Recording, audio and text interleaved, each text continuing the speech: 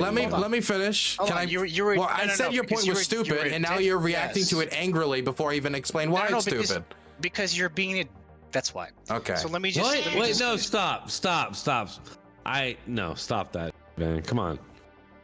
I respect both of you people. I respect both of you guys. I'm not saying you're stupid. I'm just saying this one singular point I think comes from a position of ignorance. Is that better? All right. So then let me explain the position of ignorance. Well, but I haven't even explained my position as to why I think it's ignorant. So how could you explain how it's not ignorant if you don't know why I think it's ignorant? Because it's both propaganda on both sides. So how do you know which one is true? I was there. I can tell you. Hey, what's up, Dylan? Welcome. Hey, hello. Did I miss the show or something? No, we were just kind of trailing off a little bit there. No worries. Yeah, we were talking about Ukraine and everything going on, and Biden and the EU kind of signaling that maybe they're shifting their goals there. And you know, I'm a kind of right-leaning channel, but I support Ukraine. You know, I want them to win in all of this. I definitely support them against Russia. Mm-hmm. But it seems like things are kind of turning around. What do you think about that? What do you mean by like turning around? Well, this is definitely a pivot point here. Let me switch the thing here. Funding. Right? Do you know about this? About have you heard this? What specific thing? Here, let me read it. Let me get it here real quick. You might be talking about the Political article or the New York Times piece. The Politico, yeah. Yeah, I've read the Political article. I have some problems with it. There's some stuff in it that's just like I know is just a straight up lie. Like it said that Zelensky made a request that is unpopular in Ukraine for 500,000 soldiers. He has not made any requests for 500,000 soldiers. That request was made of of cabinet officials and people of the military to him, and he said he's considering the 400 to 500,000 mobilization, but he hasn't agreed to it because there's still problems with it that he has to get hammered out, like troop rotations and stuff like that. So there's like just basic mistakes in the article that I have a problem with that I feel like anyone who was, you know, who's been paying close attention to mobilization efforts would have seen. But putting that, these mobilization, the mobilization efforts, are you all for all these efforts that are, because I've seen a lot of kind of, you know, conflicting stories. I don't know if they're all true about what's going on with that. Yeah, well, could I finish about the Politico? Can I finish about the Political article quick? I can talk about, because I was almost mobilized once. The Political article, nothing that it said when it comes to the rhetoric from the anonymous officials, and that's the problem with a lot of this for pro-Ukraine people, is all the officials that are releasing all these comments to the New York Times, the Politico, everyone's anonymous, both the Russian officials to the New York Times and the American officials to Politico. So people don't know exactly who in the administration is saying this, if this is their biases as an individual in the administration being let out, or if it's a genuine display of the administration's values. But even putting all that aside, the general premise of the Biden administration is looking towards putting Ukraine in the best position possible for negotiations when the negotiations come has always been the position of the Biden administration since the start. They have said that they do want the Russians to get out of Ukraine, but they have also said since the beginning that the only way this ends is eventually with people at the table negotiating, which is true. Even if the Ukrainians were to win the most outstanding performance on the battlefield, odds are there would still have to be a negotiated withdrawal of Russian troops to be like, okay, you have 30 days to withdraw, you have 30 days to this. So the Biden administration has always held that position. So there doesn't seem to be any significant shift when it comes to that rhetoric. I will say the one thing that did slightly concern me is the shifting in tone from we will support Ukraine for as long as it takes to we can support Ukraine for as long as we can, which is something that that Biden said during a recent speech, which is separate from what he was saying before and what European officials continue to say, which is we support, you know, Ukraine for as long as it takes. So that's the one thing that does slightly concern me. But that seemed to rear its ugly head once the aid got started to get held by the immigration talks. Yeah, I feel like I'm going to calm your nerves a little bit about that, because I feel like all he's trying to do there is kind of pawn off policy failures onto his opposition, saying, "Oh, they're doing these things, so that's why we're failing now." But you mean Ukraine? Yeah, on Ukraine, because, you know, Republicans are they're trying to tie like you said, the aid to border spending, and now they're trying to kind of pawn off any kind of failures on Republicans. The Republican Party has been delaying the Ukraine vote for about 5 or 6 months now.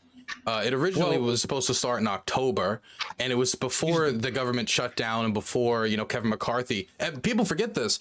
The Ukraine aid talks started before Kevin McCarthy was evacuated. So this has been going on through how many different House speakers, possible House speakers, different Republican officials. I mean, if you're Zelensky, at first you're like, okay, so we got to talk to this Kevin McCarthy. Okay, that's okay. He's gone. Oh, Steve Scalise. Hello, Mr.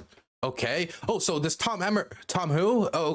So Jim Jordan. Okay, this guy does. Oh, he's gone, and he's just going through all these changes so rapidly, and I just wish this was settled much earlier on. That's what I wish, because now we're running it to the clock, and the Ukrainians are pulling back military operations because they do have to prepare for the scenario where American aid does just get kind of caught in the gears. And so they are shell rationing at a higher level. Hell, when I was with artillery crews in Zaporozhye and Donetsk a few months ago, they were already engaged in high levels of shell rationing. Shell issues have been a problem for a while, shell shortage.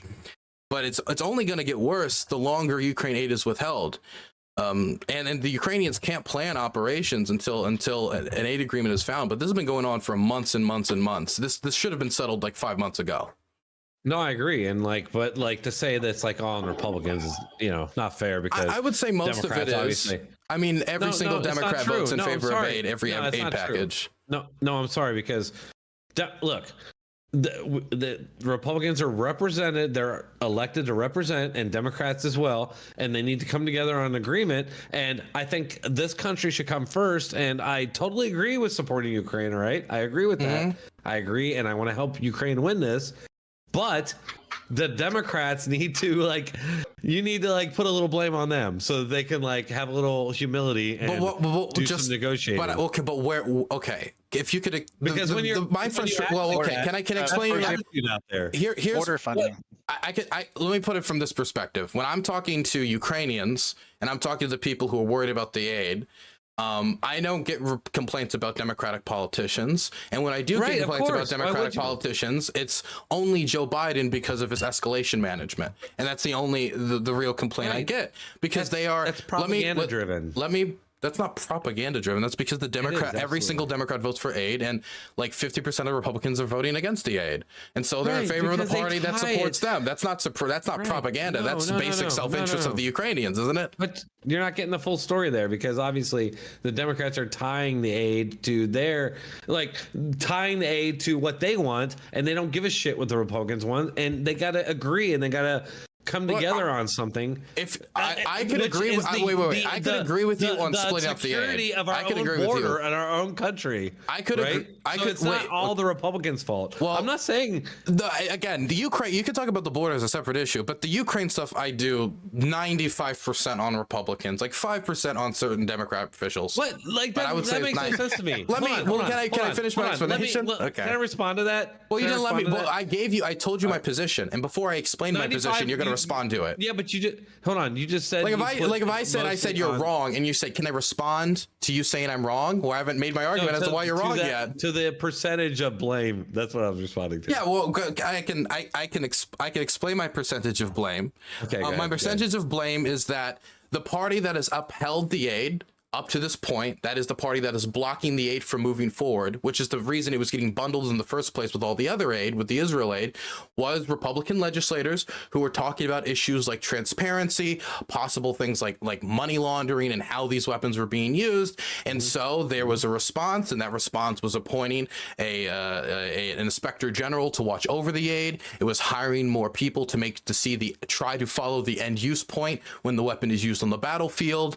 No examples of fraud have yet been found with American military systems for the Ukrainians, or endpoint use fraud, i.e. smuggling it over to Mexico. And so the Ukrainians fulfilled that request, but then that wasn't enough. And now it wasn't just about transparency. Now it was also about separate issues that are completely unrelated. And that's what frustrates me, is the issue with the border doesn't have to directly do with Ukraine in any way. These issues have completely separate merits. The border control and sending military supplies over to the Ukrainians when it comes to protecting European allies and upholding our commitments, these are two solely different issues. You could have all of the validity in the world when it comes to the border, but this is an extremely divisive issue in the United States when it comes to the border. Part of the reason why Democrats campaigned so hard against Donald Trump was because they disagreed with his policy on the border. So expecting that in the middle of a war where every second counts and when the aid gets there counts, to take a totally separate issue and jam it into this foreign policy issue on the largest active war in Europe since World War II, I feel is irresponsible. This is an issue that should be settled, but it should be settled separately because these are separate issues. That's also why I'm against the aid being bundled. Well, let me say that I don't totally disagree with you. Totally disagree with you. I do somewhat agree that maybe this isn't the hill to fight this fight on, perhaps. But I do want to point out, one, that it was Republicans and Trump who originally started arming Ukraine with anti-tank weaponry, where the Democrats refused to. And wait, Joe Biden, that's not. Hold on, let me finish. It wasn't Trump who did that, though. No, it wasn't. It was Congress who did it. It was Congress who approved it. And it was also Democratic members of the House who put forward the legislation to allow such things. It was Democrats and Republicans. It was a bipartisan coalition. Donald Trump, well, he withheld the aid and he tried to leverage it for. He did try. You're talking about the thing that he supposedly got. Yeah, I get. What do you mean he supposedly? He did. He called them and said, "Hey, you know." Joe Biden did the same thing. So wait. But you can't wait. Okay, before we talk about what about this, right? Because we could talk about the merits of the Joe Biden thing. You're trying to derail me. You just totally derailed me. I'm not doing. I'm telling you. You said it was, but you tried to give that credit to Donald Trump when Donald Trump doesn't deserve the credit for it if he tried to block it and it wasn't his legislation. I mean, if that's the case, does that mean Joe Biden would get credit for any Republican legislation that they push through the House? Look, I'm just trying to address the argument you made. You totally derailed me. I'm sorry. I'm just saying, don't give Donald Trump credit for that because that wasn't him. Look. All right, that's not true. Okay, look. The fact is, Joe Biden and Barack Obama blocked those weapons. I'm against. By the way, I'm a critique of Obama's policy on Ukraine. Let me be clear. I'm just also a critique on Trump's policy on Ukraine. That's all. Well, just let me go through this. They refuse. That's when Putin originally invaded, right? And then Trump gets in. The Ukrainians get the weaponry under Trump. I will say that. Okay. Yep. That happens under Trump. Okay. That did happen. And then but also it was vetoed. So he couldn't have even vetoed it if he wanted to. Just very important anti-tank javelin weaponry that helped defend Kiev in the invasion. That's true. By the way. All right. So so that happened during him, and then you say fuck. You made another argument, and I forget what I was going to say there. Well, it's just that he couldn't have stopped it even if he wanted to. It was a veto-proof majority. Again, I just don't understand how we're giving him credit for it. But he supported it. He was for it. He tried to uphold the aid. He tried to hold up the aid to leverage it for political favors. But then Joe Biden. All right. Well, and whether or not you say whether Joe Biden did the same thing is separate on whether it was a good or bad thing to do. For example, if Donald Trump and Joe Biden are corrupt, that doesn't mean it's like, hey. Okay, so what political favor did Donald wait 1 second. I don't want to get into what's about Joe Biden. We're talking about Ukraine. All my point is you can't give Joe Biden, you can't give Donald Trump credit. Right? Yeah, of course. I'm just saying we can't give Donald Trump credit if he's upholding the aid for his own gain here. But I'm saying the political games that you're playing are not helping Ukraine. Like you're playing into a partisan Democrat fight. That's not. I'm saying that we should make this unpartisan. I remember now. I'm saying we should separate this from the partisan issues that me Democrats and people on the left disagree with people on the right on, which is immigration. But I'm saying I was saying that the only reason Republicans tied the border security to Ukraine aid is because they realized this was like maybe the only way they could get it to happen, because they realized it's such an important issue. Maybe Democrats will buckle, and yet they still don't. So to be clear, then the official policy is that we're holding Ukraine aid and this national security issue hostage in order to try to get attention to this other issue, the border of the United States, which is literally the only mandate of the United States government to protect. What was that in response to what was that? So your position is that we can leverage these other foreign policy issues to bring attention to. No. We're not leveraging anything. We are leveraging the aid to do that. The border of our country is literally one of the only things our government is mandated to do is protect that border. If aid to Ukraine ends and we don't fix anything on the border and like all this just collapses, then nuclear war. What? I didn't say that. If this policy falls through because it's an extremely divisive issue, then that means not only do we not have a solution to the border crisis, but then on top of that, we've just abandoned one of our allies for our own domestic political divisions, which, by the way, when you talk to the Russians about how you would undermine American influence in the world, it was always from within. It was always by making the Americans fight each other and making them withdraw from the world. You making this argument is just doing the same thing. Like you saying that your opposition's position is a product of Vladimir Putin. You're playing into that. I didn't say that. I didn't say that their position is a product of Vladimir Putin. I'm saying that if we go this route, that was the Russian strategy to win, was waiting for something like this to happen. No, see, that's bullshit. Is that not their strategy to win? I can cite you the books where they talk about installing the Russian Military Academy if you want. No, look, I could say with the same validity that the trajectory that we're on with your plan takes us to nuclear war and we're all going to die. How is that of the same validity? Because you have no idea what's going to happen, just as much as I don't know what's going to happen. What I'm saying is that the Russian strategy, and this is not a secret, is to try to cause discontent in the United States so that we withdraw ourselves to the world due to our own inward chaos, because the Russians cannot confront us on a one-to-one peer v peer basis after the Russian invasion of Ukraine. We've seen that to be the case, I think, as well. They will improve. They are improving currently. I can see it. Yeah, they're getting. I know. I'm a little worried about that, to be honest. Hold on. I got a question about that. Do you think it's really just Russia capable of allowing all this discourse within the United States, or is there outside factors that are helping? No, I think Russia? wait, again, I'm not saying the Russians are the ones that are specifically making everyone concentrate on immigration. What I am saying is that the idea that our own domestic political divisions would then withdraw the United States from the world and fomenting that was the strategy, and it is a pretty obvious path for America. Wait, let me finish this sentence, please. Let me finish this sentence. All criticism. Jesus, Lord above. Thank you. Let him finish. My point is, I can see a clear path to America losing large swaths of the influence it has in the world. That is not only, I think, important for our ally security, it's important for our security. And the most clear path to me is our own domestic political divisions withdrawing ourselves from the world, which is the Russian strategy. I'm not saying that the border isn't important. I'm not saying that this issue isn't important. And I'm not saying that everybody who cares about immigration is a Russian agent and all they want to do is like murder all the Ukrainian babies. I'm not saying that. What I am saying is that I can see the path we're on, and it's a path towards America's influence in the world being destroyed, and we're retracting ourselves from having a status to help our allies in the world and to secure our interests, our real interests, not just the interests of oil companies in the world. And that's something that scares me. You think that the policy that we're currently on isn't causing that already? Well, I mean, the policy of blocking aid, I do think, aren't helping them, and they're still losing. What do you mean? Wait, what do you mean the weapons aren't helping them? What do you mean by that? I mean, what we're sending, the Abrams haven't really had any. The Abrams just got on the battlefield. They got on the battlefield like a week ago, and there's 34 of them. If I gave a week ago, really? Yes.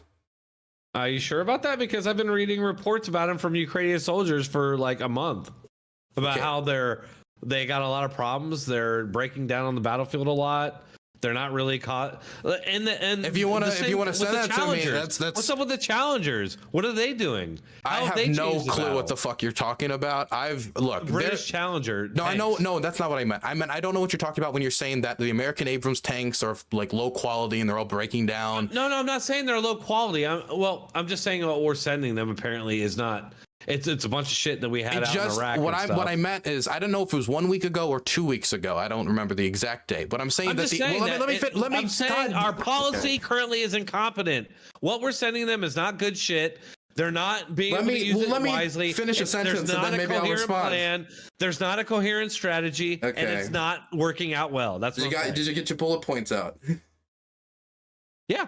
Okay, thank you. Now I've been letting you just talk and talk and talk, dude. I just want to interject a little bit. Well, it's just you throw out claims very rapidly, and like these claims need to be dissected. Look, now, as for the tanks got there. I think the tanks got there a week to a month ago, very recently. So the idea that those 34 tanks that were supposed to get there, by the way, they needed those tanks before the offensive. Now that they've gotten there months after the offensive is over, why haven't they had an impact? Well, it's because at the time that they needed them most crucially at the start of the counteroffensive, they didn't get them there. And that is a real critique. They had the challengers. But again, we're talking about issues of quantity.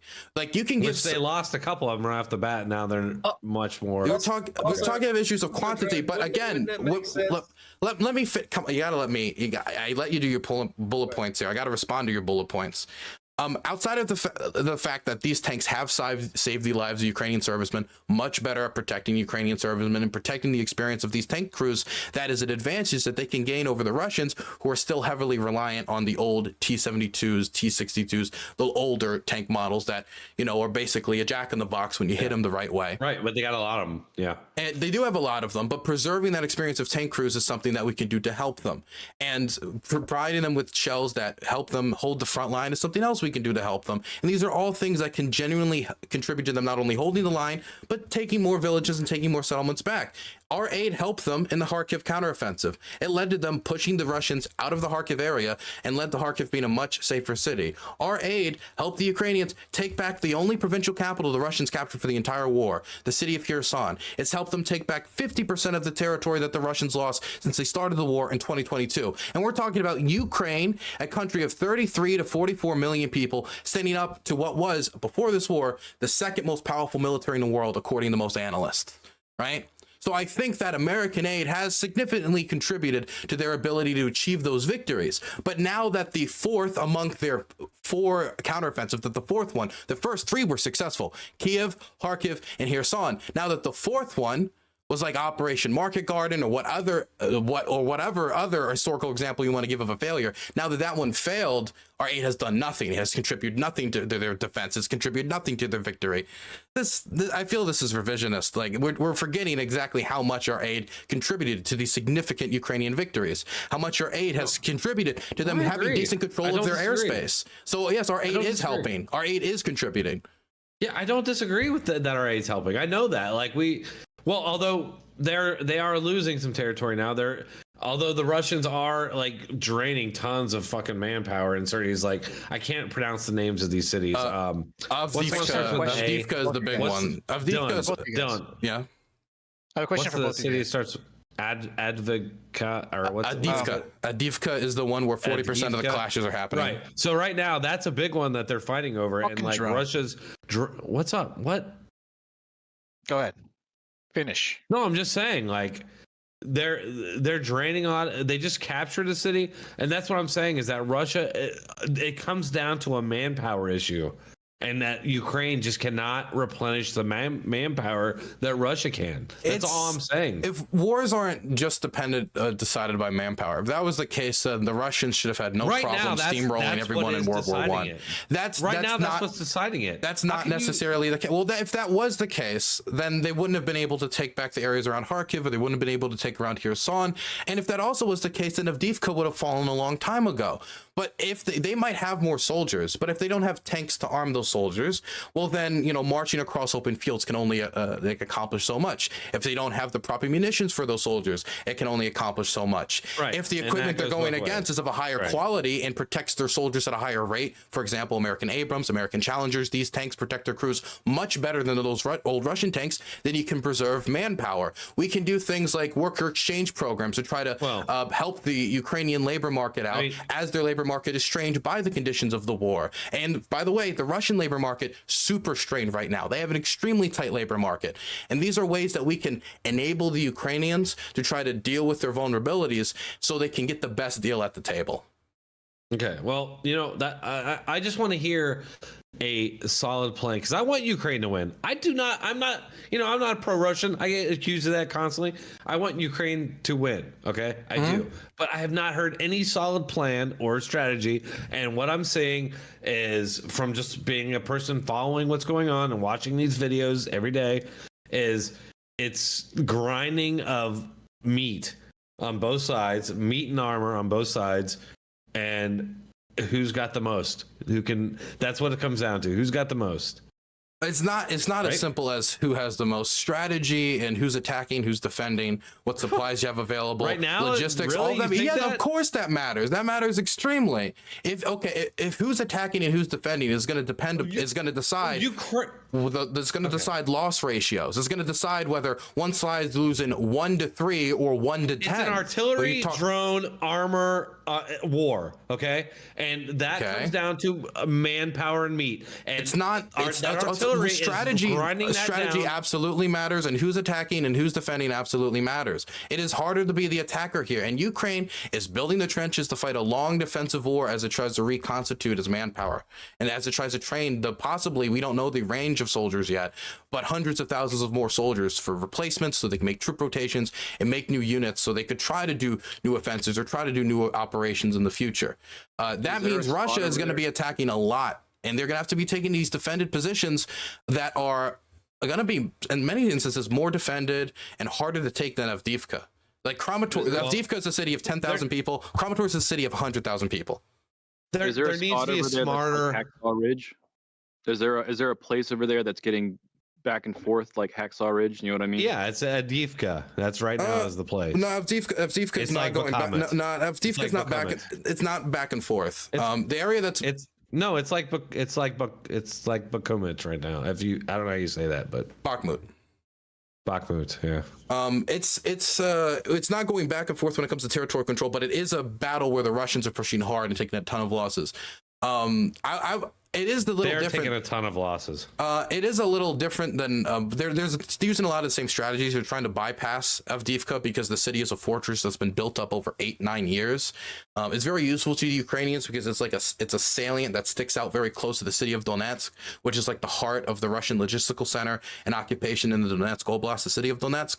And so they want to hold it because it's very strategically useful and because it's been built up over 8-9 years. And so comparative to a lot of the cities that are behind it that have only been built up over 1 year or have just started to be built up, like those defenses are going to hit the Russians a lot harder. And that's what I'm talking about. Like in battles like Avdiivka, these defenses being built over 8 years has had an impact on the amount of casualties that the Russians are taking. So it's not as simple as who has more men. The Russians have a lot more men around Avdiivka. I think they have like 40 to 50,000 men around Avdiivka alone.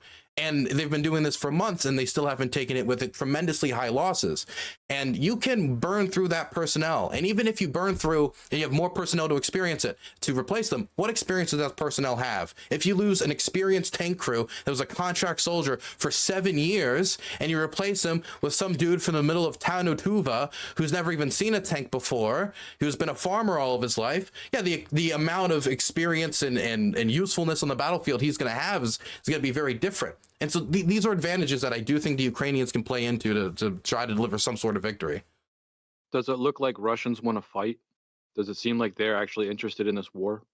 Yes, absolutely. It depends on who's interested in they're not interested in the war generally. They're burning bodies like you wouldn't believe, dude. The Russian, like literally burning bodies. Well, hold on. RW, who are you asking that question towards?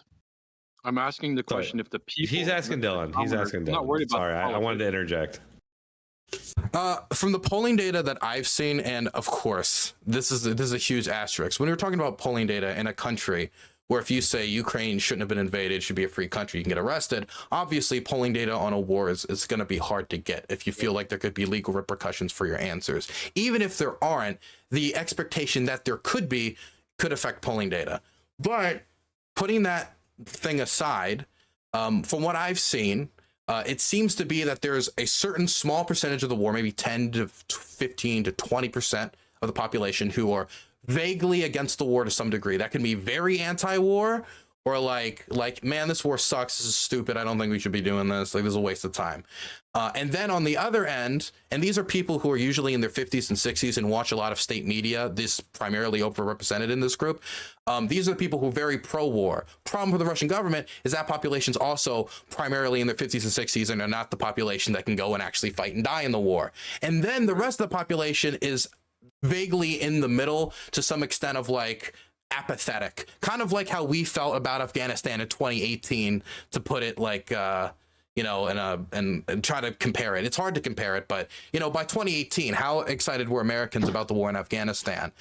This was supposed to be a 3-day operation. This is now going on for its 2nd year, and they're taking pretty massive casualties, even if it's not heavily reported in the Russian media space. People are noticing the difficulties. People are noticing the 60% increase in egg prices. People are noticing the out-of-control inflation that now makes a ruble less worth than an American cent, which is something that would have been disastrous in other scenario where the Russians didn't have anything to distract the Russian public with. So I do think that as of right now, the Kremlin is secure enough by keeping the public widely apathetic, but they're not rah, all like super excited for the war. Many of them seem to be pretty happy about the idea of actually signing a peace deal with the Ukrainians. Right. Well, you see a lot of... well, I've seen a lot of interviews with like regular Russians where they seem to think, you know, that they seem to think the war's completely justified. I don't know if they're saying that just because they're worried about what will happen to them if they don't say that, but a lot of them seem to be really invested in the whole, you know, making some Ukraine of them part are of Russia. Some of them are, but I mean, when you look at the social media traction in the West around posts around the war, it's just like that in Russia. It's the same, like people aren't posting about it like they used to. People aren't donating to units like they used to. People aren't just, and this isn't something that's not talked about just me. This is talked about Russian propagandists. I saw Solenyev. He had a segment a few weeks ago. I watched Russian propaganda because I hate myself. He was talking about the general apathy around the war is this is how we lose. We just have our pride in Russia and this great challenge of the West. One great example of this is a few days ago, there was this naked party somewhere amongst the Moscow elite where they got a bunch of DJ, like popular celebrities and rappers and music artists, some of which who are explicitly pro-war, and they got together and they got semi-naked for a party. It's just some weird, it's some fucking California shit. Whatever. Point is, though, this made it onto the primetime segment in Russian propaganda, state TV, and they talked about how this is the type of degeneracy that led to our loss in World War I and the crumbling of the Tsar. And then they arrested one of the guys there because apparently at the party he kissed another guy, and that could be considered gay propaganda. So they found a loophole to arrest one of them so they could have some penalty to show the public to say they're punishing these people who are, you know, gotta have your little secret that are, you know, degrading the state in the way they are. I got a question, because that sounds like a specific example for like local Russian politics, right? Mm-hmm. I'm assuming, or is that like a state thing? That was on Russian state TV. It was like a Moscow party, so it was played on national TV. And this was complained about by some of the biggest names in Russian propaganda, and their point was they're partying while boys are dying, and they're being so degenerate about it. And then they played a lot of the rap music that some of the Russian rap artists, and it was like ass, tits, guns, and they're like, look at them. You know, you get the idea. A lot like what, it sounds a lot like what the U.S. does these days, especially. Right. Can't say I blame him for that, except for the homosexual part. I mean, if you want to be gay, go ahead. But like, so what I'm saying is like, I guess I'll digress to the point where a local, national, like from an American perspective, why it's dwindling, like popularity in supporting Ukraine. I mean, when like prices are going a little bit higher, like much more than they should, and it doesn't seem like people are really caring about the state itself, and we got these migrant influxes, right? Depending on the state you're from, and also Biden's handling of Maui and how he reacted with that, and then announced another aid towards Ukraine shortly after that, even though he waited 13 days to go to Maui. It kind of just gives a sour taste in supporting a foreign country, even though we probably should. Overall, it just gives a sour note to at least half the country So that's the thing about the aid packages that got on the thing about the aid packages that got under my skin is nobody has any like most people don't have a relative comparison for what's a large aid package and what's a small aid package. If I said I sent them $50 million in aid or $2 billion in aid, for most people these are already astronomical amounts of money that they'll never have their hands on, and like trying to find the relative difference or what's necessary for the scenario is impossible. And so when you hear in the news, and this is the way we gave aid to the Ukrainians, which I disagree with, I don't think it was smart from a PR or strategy perspective, is we dripped it. We did it. Now, for some reasons, we did it for a strategic kind of diplomatic, we don't want to piss off the Russians really quickly, so we're going to see what we can kind of get away with and see their response, and we largely found them to be basically bluffing. And through that incremental process, it was diplomatically safe. So I understand it, but through that drip, what also happened is it's 200 million here, 200 million there, 200 million here.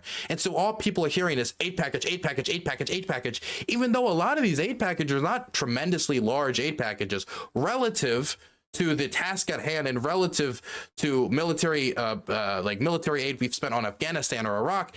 50 million, 100 million is tremendously small relative to that. Relative. Well, I mean, sure, yeah, relative is subjective, but I do agree with you. I understand that those numbers can be significant by itself. If you're announcing, if you just hear in the news that aid package, it sounds like they're like cleaning the whole house for Ukraine, when again, we're talking about 5% of the Pentagon budget, 0.5% of GDP spending. We're talking about something that relative to what we were spending in Afghanistan is tremendously less, yet it got 10 times more coverage than what we got in Afghanistan for the last 8 years of the war, even though we're spending tremendously more at a risk to American lives. I would agree. Yeah, I would agree. I think it was $200 billion overall with Afghanistan or something like that. No, it was about I think in total it was I think it was $2 trillion. 2 trillion. Okay, yeah. So that would make sense over 2 decades. Okay, but what we left there was not that great, right? And that kind of message and supporting another foreign war so quickly, the entirety of it just doesn't sit well with the American public, at least for a long term. Mm-hmm. At first, yes, Russia was in the wrong for sure. Absolutely, they should not have done that. And yes, I agree with Ukrainian sovereignty. It's pretty fucked up the way they did it. Mm-hmm. Let's be real here. Russia is in the wrong. However, just the way everything is so quickly being done and the way it's being done. What do you mean by so quickly being done? Okay, so we now within about a year of Joe Biden's presidency, we're already investing into a foreign war that we just poorly pulled out of, right? Which foreign? Well, we're not. What do you mean we're investing into a foreign war we just pulled out of? These are two separate conflicts. We pulled out of Afghanistan. Exactly. We're not investing in Afghanistan. We're investing into a separate war that doesn't put American personnel at risk. I understand that, a Vietnam syndrome-esque, we were just involved in a war, and now we're involved in a war. And plus our financial. It's not just the American boots on the ground. That's the worry that's going to happen eventually, because Article 5 will invoke boots on the ground. Now that's very close, right? That's the thing that gets me though, because also when we're hurting financially, it does not look good to keep supporting foreign wars that we're not a part of, especially if it's just a new one right after a disastrous withdrawal. It just doesn't look good. I will say about foreign aid and the perception of foreign aid, I think foreign aid has generally gotten a pretty bad rap when it comes to how much it's hurting the American people. There's been polling done where you ask people how much they expect the government is spending on foreign aid, and the numbers are vaguely, depending on the poll, between 15 to 25% of where Americans think we're spending on foreign aid. Which poll? Who are they polling? That was Pew Research Center, and they're polling like voters. Voters from which locations and where? United States. I mean, what age demographic? I mean, that depends. Okay, do you want me to go get Pew Research Center for you quick? We can take a pause and go get the poll if you want. I don't know the exact age of everyone polled. I mean, but my point is, in the American public, we have a very bad perception of how much money we're actually spending on foreign aid. When comparative to what we believe we're spending much less. I think people have no idea what we're spending, and they just think it's astronomical. It depends on the program. Sometimes they think we're spending not nearly that much. We're spending much more. They just don't have a really good frame of reference. It's astronomically unimportant, at least the majority of it. Yeah, I mean, foreign aid is not the reason that Americans don't have health care. Foreign aid is not the reason our streets are somewhat decrepit, or foreign aid isn't the reason why. It's part of it. there's an aspect that's not being shared. So you're talking about, we're not cleaning house for them, but there are people that are concerned that we're still doing laundry. So, we're sending money over there. Where is it going? What is it doing? There's aspects of corruption involved to it as well. It's not just that we're taking this money and we're sending it over to them and say, here, this is so you don't get your asses killed. Good luck, guys. There's other people that are like, well, where is this money going? And we are funding their government to some extent, correct? We are doing some aid packages to help with certain subsidies to keep government employees going, but that's mostly the Europeans. The Europeans have done the vast majority of the financial assistance. To a point, I think that the European commitments for financial assistance are currently double than that of the United States. What we provide that the Europeans cannot provide at scale is mostly weapons, artillery shells. Yes, Ukraine. I thought from what I remember, like ours actually topped theirs just strictly financially. No. I could swear can you pull something up for me? Sure, I can get you, I believe it's the Kiel Institute that showed that when you have dedicated aid, that means aid that's been dedicated in multi-European packages. Like it broke it up, right? Like it was like different, like military. Well, yeah, this is how much the Europeans have committed to more aid to Ukraine than we have. Oh, like it specifically says that they committed more of this resource? Yeah, about double. About double, okay. Like I can try to find it quick. 1 second. EU Ukraine aid double US. Here's the Kiel Institute. Well, I guess if you specifically type that in, that's what you're gonna get. Well, no, because that's the Kiel Institute. That's the article. I'm not looking for the result. I know that's the title of the article. Okay. All right. Okay. Where do I post this? Where do I send this to? The voice chat channel. If you're in the voice chat, you can click on the top as general. You can click the little voice box open chat icon. You can paste the link in there. Gotcha. I just have so many Discords. I lose it quickly. It's cold. You gonna eat your cornbread? Oh, RW, you should put you gonna eat your cornbread? How about no? Yeah, I think RW got fed up with. You said which chat? Which chat was it again?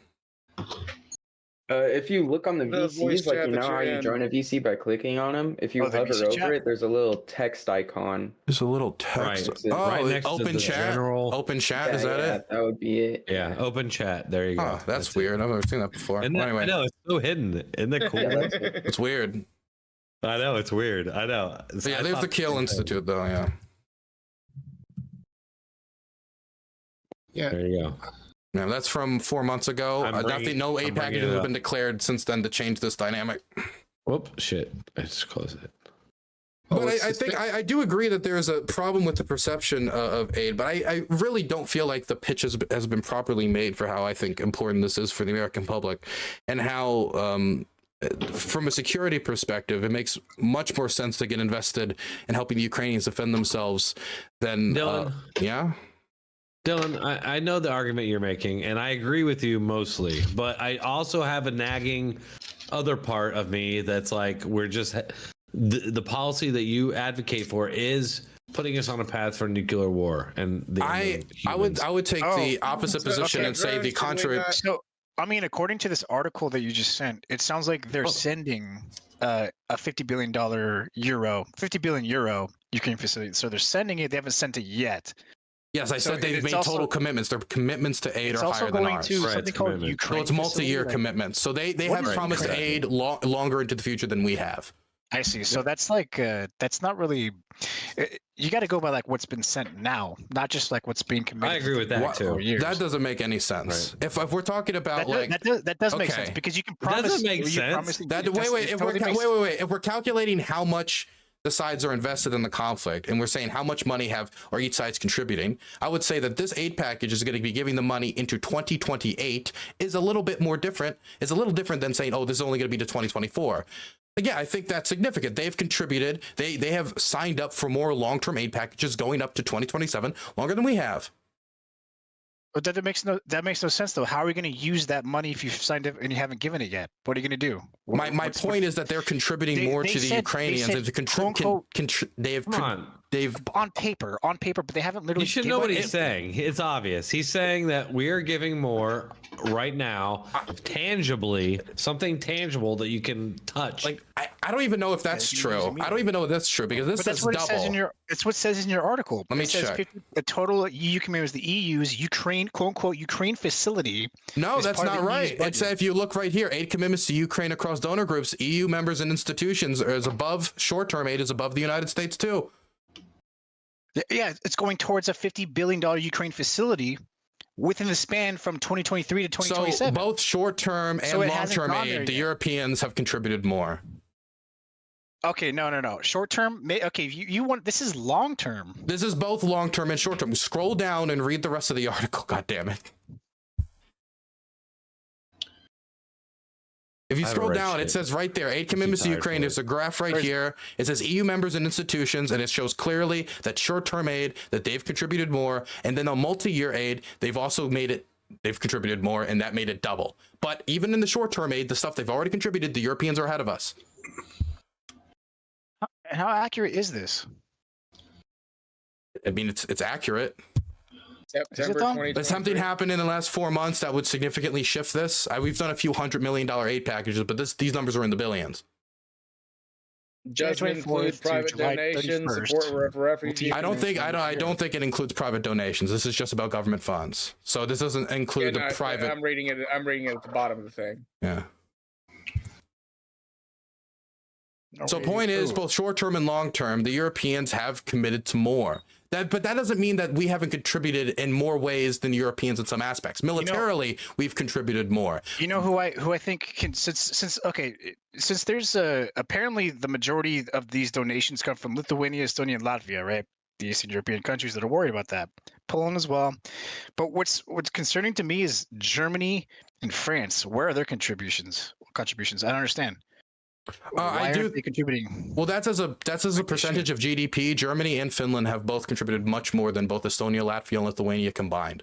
Sure, but GDP wise. Oh yeah, I do think they should contribute more. I just wanted to make sure. 2%, and they haven't been following that for decades. Well, this doesn't have to do with this is a separate thing than 2%, but they haven't done that as well. That is true. But I do think the Germans. Well, I think the Germans are doing much more than the French. I would point more of a finger at the French. The Germans also have contributed more since then, but I do think the Germans should contribute more. Yes. I mean, these guys control. If my point is, I do think the Europeans should take their security more seriously.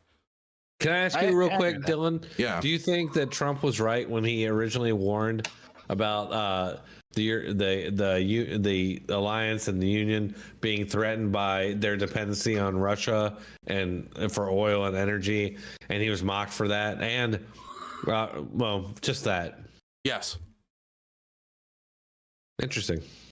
I mean, he was right. I mean, like, you know. Yeah, he was. I just like when people talk about how he's supposedly like this Russian stooge, he like said all, and I don't like totally agree with. I'm not a huge supporter of Trump. I'm really not. But he was totally right about that, and I feel like that's an obvious thing. That's why he's right. That is true. There's also an American reason as to why we don't want them on Russian oils, because we want them on our oil. So but we're not. This is a question about incentives. Not doing it. They're still going to end up. Oh no, we are exporting massive amounts of LNG to Europe now. Oh my God, the Germans are replacing their Russian crude with our LNG. Are they? They are. Yeah, they've mostly Norway, but also us. I'll have to look into that. That's interesting. I have read that we're supposedly like outputting this huge amount now, which is weird. It conflicts. That's why gas prices are going down. Part of the reason why gas prices are going down. Policy of ending oil production. Well, I don't think he ever pledged to specifically end oil production, but he did want to. No, he did. He did. Did he said specifically? He said he was going to end oil production during his presidency. Yeah, he said. Well, he said he was going to end the oil industry in America. I would love to see that commitment. I don't know how he delivers. I don't know how he delivers. Well, I just don't know how he. I just don't know how he delivers that on. I mean, I don't know. Maybe like 100. Maybe like 100 years from now. That is word for word or something. But like, he can't do it immediately. But anyway, that's his policy. Anyway, where were we? I got confused. But yeah, no. American LNG exports to Europe have massively increased. I hope that's true. I hope that's true. I'm gonna look it up right now. They had to look for other markets, and we were right there. Nice. Because we should be exporting more than. But wait, I wanted to talk about that nuke thing you said earlier. I want to talk about that nuke thing you said earlier. Yeah, that's what worries me, man. That's what worries me more I feel in some ways, honestly, the exact opposite, because I look at it from the Ukrainian nuclear perspective, right? I interview Ukrainian soldiers. They tell me if I die by nuke or I die by artillery shell, it matters not to me, so I don't give a fuck, right? Right, but the whole world it matters. Let me because a nuke there means a nuke worldwide. Mm-hmm. Okay. Right. So when it comes to Ukraine, though, I really am worried that the message that will be sent if we secede to the Russians on the nuclear question, like, oh, we got to pull back because they might use a nuke, and that's scary. And so, from the Ukrainian perspective, they gave up their nuclear weapons under the idea that both the Russians and the United States would respect their territorial integrity and come to their aid in a moment where somebody infringed upon it, because the nukes were a powerful weapon. That's crazy. They gave it up, and the idea was, from the United States perspective, and I do generally agree with this, is that less states with nuclear weapons the better, because the more states that have nuclear weapons, the more potential points of failure, the more potential points for a terrorist organization to smuggle with some maybe corrupt state or somewhere. Right, we're already in a situation that's just like crazy. Right. Yeah. So, I've got my point is, from a Ukrainian perspective, why shouldn't they start an underground illegal nuclear weapons program if the message is nukes are the only thing that will defend you, and since they have nukes they can take your territory? And why would that not send the message around the world that at the end of the day the only thing that really guarantees your borders is nuclear weapons? That's something that scares me in the long term. All you're telling me is just increasing my fear that the end of our civilization is hinging in this area. Well, I'm not saying it hinges. I'm not saying it hinges. I'm not trying to be an alarmist. What I am saying though is, if the goal is we got to stop this war immediately, or when we need to give the Russians like a lot of stuff they want because they have nukes and they could leverage that to do something horrible and end the world. Right. I do want to say that if they get benefit out of that, what message does that send? And and the second part of that, and what message does it send that one country gave up its nukes in pursuit of denuclearization in a safer world? And what was its payment for it? It's destruction. Right. I'm with you. Right. I understand. I totally understand where you're coming from. It's kind of the paradox of all of this. So my question to you, Drone, would be what would using a nuke in Ukraine benefit Russia? That's a great question. Well, I don't think it would benefit Russia. I don't think it would benefit Russia. I think it would trigger a nuclear war if they did that. Okay, well, I mean, beyond just the nuclear war like scenario, like it would be like us nuking Mexico. Like it's right on their border. It's gonna I get you. Hey, I get you, man. Their citizens are gonna be hit. But it's still a gamble. It's still a major gamble. That's all I'm saying, man. And there's a guy with a family and kids, and I'm just thinking about. I understand. Hey, I get you. I'm with you, though. I still get you. When we talk about, and this is maybe, I don't want to become like a huge gamble. We should be honest about that. I don't want to be like a hard-nosed, like Curtis LeMay style American right now. But when we're talking about nuclear war, right? This is something that requires a steady hand, and we need to base in like strong principles, red lines, and we can't like waver because of that's scary. We need to if we're going to be making decisions that could change the future of nuclear deterrence going into the future, which means the type of policies and recourses that our children are going to eventually live with, then I think we need to keep a steady hand and think about what's best for the world 80 years down the line, as well as a matter of geopolitical standards for the use of nuclear arms. And if the standard is you get a nuke, you can invade anyone, fall on your face, and it doesn't matter, you still get everything you want because you can just act like a terrorist on the world stage. Right, that sends a scary message. And so I understand that Russia, like taking up the saber and be like, we got nukes, we can use it. It's scary, but we shouldn't make rash decisions. We need to think about, what does this mean for long-term denuclearization? What does this mean for stability when it comes to nuclear weapons for the global stage into the future? No, I agree. And I totally don't agree. I don't disagree with you on any of that, but I'm just saying that's why we should have been more maybe open to negotiations from the beginning, and I get where you're coming from. Don't get me wrong, but I'm just saying now it looks like from what we're seeing in the reporting that maybe it's heading that way. I'm just saying maybe we should have done that early on. Well, when you say heading that way, you mean? Well, I mean we have a few again.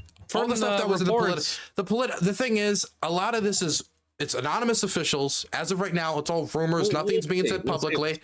And not only will we see if it's real, but of the stuff that's covered, not much of it's new news. Like, oh, the American government will stand Ukraine to get the best eventual settlement when negotiations come. That was Biden's position since the start. He said that since the start. Biden was not at the beginning. He's like, from the river to the sea, Crimea will be free. He didn't say that on the at the start of the war because people understood that might not be achievable practically. Right.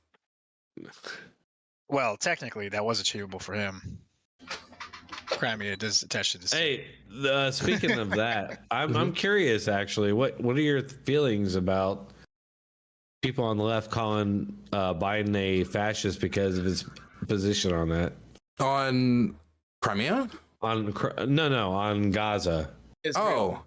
And the fact I don't think Biden's Biden's not a fascist. He's not a Nazi. I disagree with his policy on Israel, but he's not a fascist. There is a faction of the left who is the pro-Hamas, faction of the left that are calling. I'm more in the pro-Palestinian Islamic Jihad part of the left personally. I disagree with those Hamas people. They're gross. Wait, I thought that was funny. I thought that was fun. Well, that was just a joke. Okay. Okay, I was confused about that. All right. Oh, but hey, by the way, real quick, guys, both of you. Speaking of nuclear policy, kind of is not a subject change, but like a different, not the same topic, I guess. It's not the same location. Not with Ukraine. Anyway, sorry, Steve. So with the situation between Israel and Iran, like, how do you think that situation with the Democrats, anyways, do you think they do good policy when it comes to, at least in the past, the nuclear agreement? I think the part of the reason why I support Ukraine is because I am an advocate of denuclearization. Nuclear weapons terrify me. They terrify me because I know human beings and I know human beings have errors, and I saw the Cold War stories of people like, wait, where did I put the nuke? Oh, I lost it in a French bush. I just dropped it here. When you see how human beings treat these things, and we are human beings, these aren't managed by like perfect machines, and giving AI control of nukes is even scarier. It makes me feel that the longer we have them around, the more likely something could just go wrong. So that's why I'm in favor of things like the START Treaty and things that decrease the amount of nuclear weapons around the world. Also, arms races are expensive, and I'd rather that be money spent in places that are more productive. It's part of the reason why the Soviet Union could collapse was because it couldn't compete with Ronald Reagan's arms race during the end of the Cold War. So I am generally in favor of the Iran deal. That doesn't mean I agree with how it was necessarily negotiated or with all parts of it, but I do believe that we probably will have to negotiate with the Iranians in order for them to stop the nuclear weapons. I think that their issues of regional influence and militia funding is a separate issue than the nuclear weapons, though, and I think it should be dealt with separately, and it can be dealt with separately, and I agree with the Obama administration when they said that. Considering that they're a pretty radical religious group, right? Oh yeah, the Ayatollah, the ones in control of Iran, unfortunately for them. Do you really think that it's wise to be paying them money to appease them to not create a nuclear program deal? I don't think we should. Party system. I don't think we should pay them American money, but we didn't pay them American money. We gave them money that we froze. That was the Iranian money during the Shah. It was for weapons programs, and eventually we shifted that money over to them since we never delivered them the weapons systems because they had the whole Iranian revolution thing. They're still giving them money. Yeah, we gave them money. We gave them their money, but we're not giving them our money. We're giving them frozen assets in return for them stopping their nuclear weapons program. This is the recent transaction you're talking about, right? I'm talking about like in the past, right? Under Obama, when it wasn't frozen, when it was just all in full motion. Give me a few minutes. I'm sorry, I misunderstand the question. Do you think it was a good idea to just give them money, like even if it is their money? If we unfroze the money and it meant that we would have monitoring of the Iranian nuclear program and a guarantee that they would not become a nuclear state, yes. Okay, but but if we're going to disengage from the policy like one term later, well then we just lost all that leverage for no reason. I mean, if they had the capability of using those centrifuges to create nuclear power anyways, then why continue unfreezing their assets slowly but surely? How do you know that they're not doing it if they're using a third party to monitor them? Well, we would have to have a trusted third party. What was wrong with the trusted third party? How can you trust the third party? Well, because it would have to be a trusted institution. There's some institutions that I trust to be better at monitoring these things. For example, when I was in Ukraine, I had this isn't the exact same issue, but I went. You guys know the Zaporozhye nuclear power plant? It's the largest power plant in Europe. It's based in just over the line in occupied territory across the Dnipro River. And again, it is the largest nuclear power plant in Europe, and it has multiple close calls. There has been reports from nuclear weapons monitors from the IAEA, the International Atomic Energy Agency, that have people stationed there, that they've placed mines around the facility, that the facility has had some pretty close calls. And I think having those types of monitors there have contributed to the safety of the building, considering, the history of Russia targeting really important infrastructure.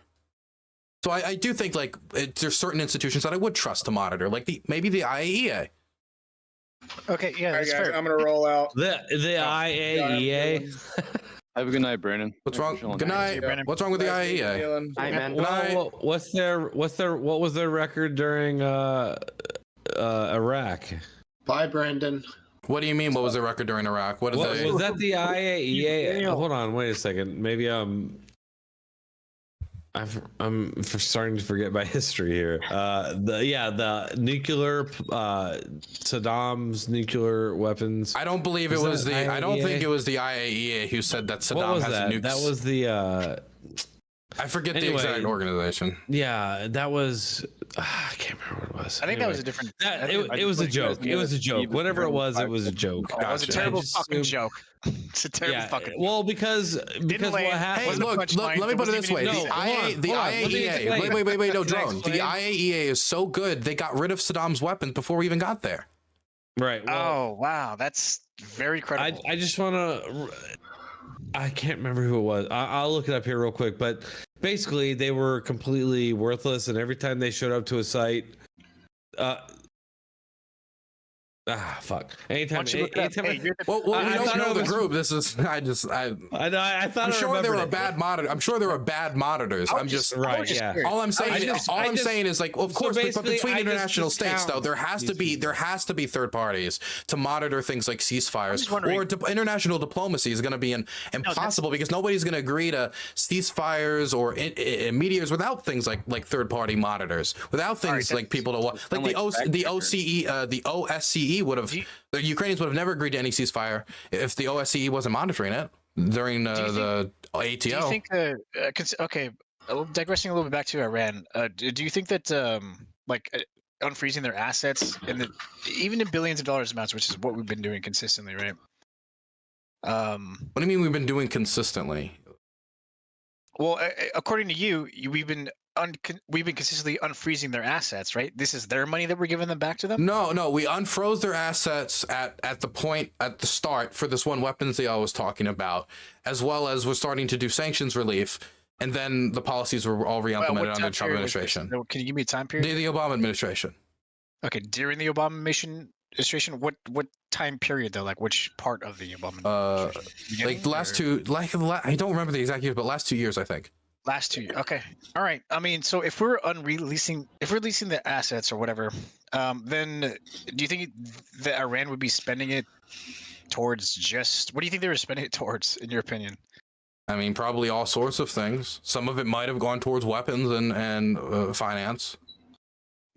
Yeah. Well, I mean, considering how religiously radical they are, do you think that they would not be spending at least a good amount on that? And my argument is not based upon the idea that unfreezing funds from Iran will not make them at all less financially successful and therefore able to finance more activity if they wanted to, if that's the path they chose, which probably they would under the current mullah. My argument is that denuclearization of Iran is important enough to all the people in the region, including the Israelis, the Saudis, to, I think, just the general world. And denuclearization is such an important goal that I would be willing to make that compromise in order to make sure that they do not pursue it and to keep that standard up. Do you think that's a practical approach, though? I don't know what other approach there is, unless we would go down on the ground and remove it ourselves. And I think you would probably have to, like, for example, invade Iran. You want to invade Iran? No, not me personally. I mean, I didn't ask if you personally invade Iran. Israel's not going to be able to conquer Iran. Of course not by itself. It would have to require the U.S., right? So that, of course not. I would not want that. But you definitely don't want a government like that in power, do you? Well, I don't like the mullahs, no, and I hope that eventually that a better style, less corrupt, less kleptocratic, less authoritarian, less theocratic system takes place, where people, the young people of Iran, because Iran's a very young country, will be able to have some level of freedom. I do hope that one day. They have a lot of rebellions there. They're very young, and that's a good thing.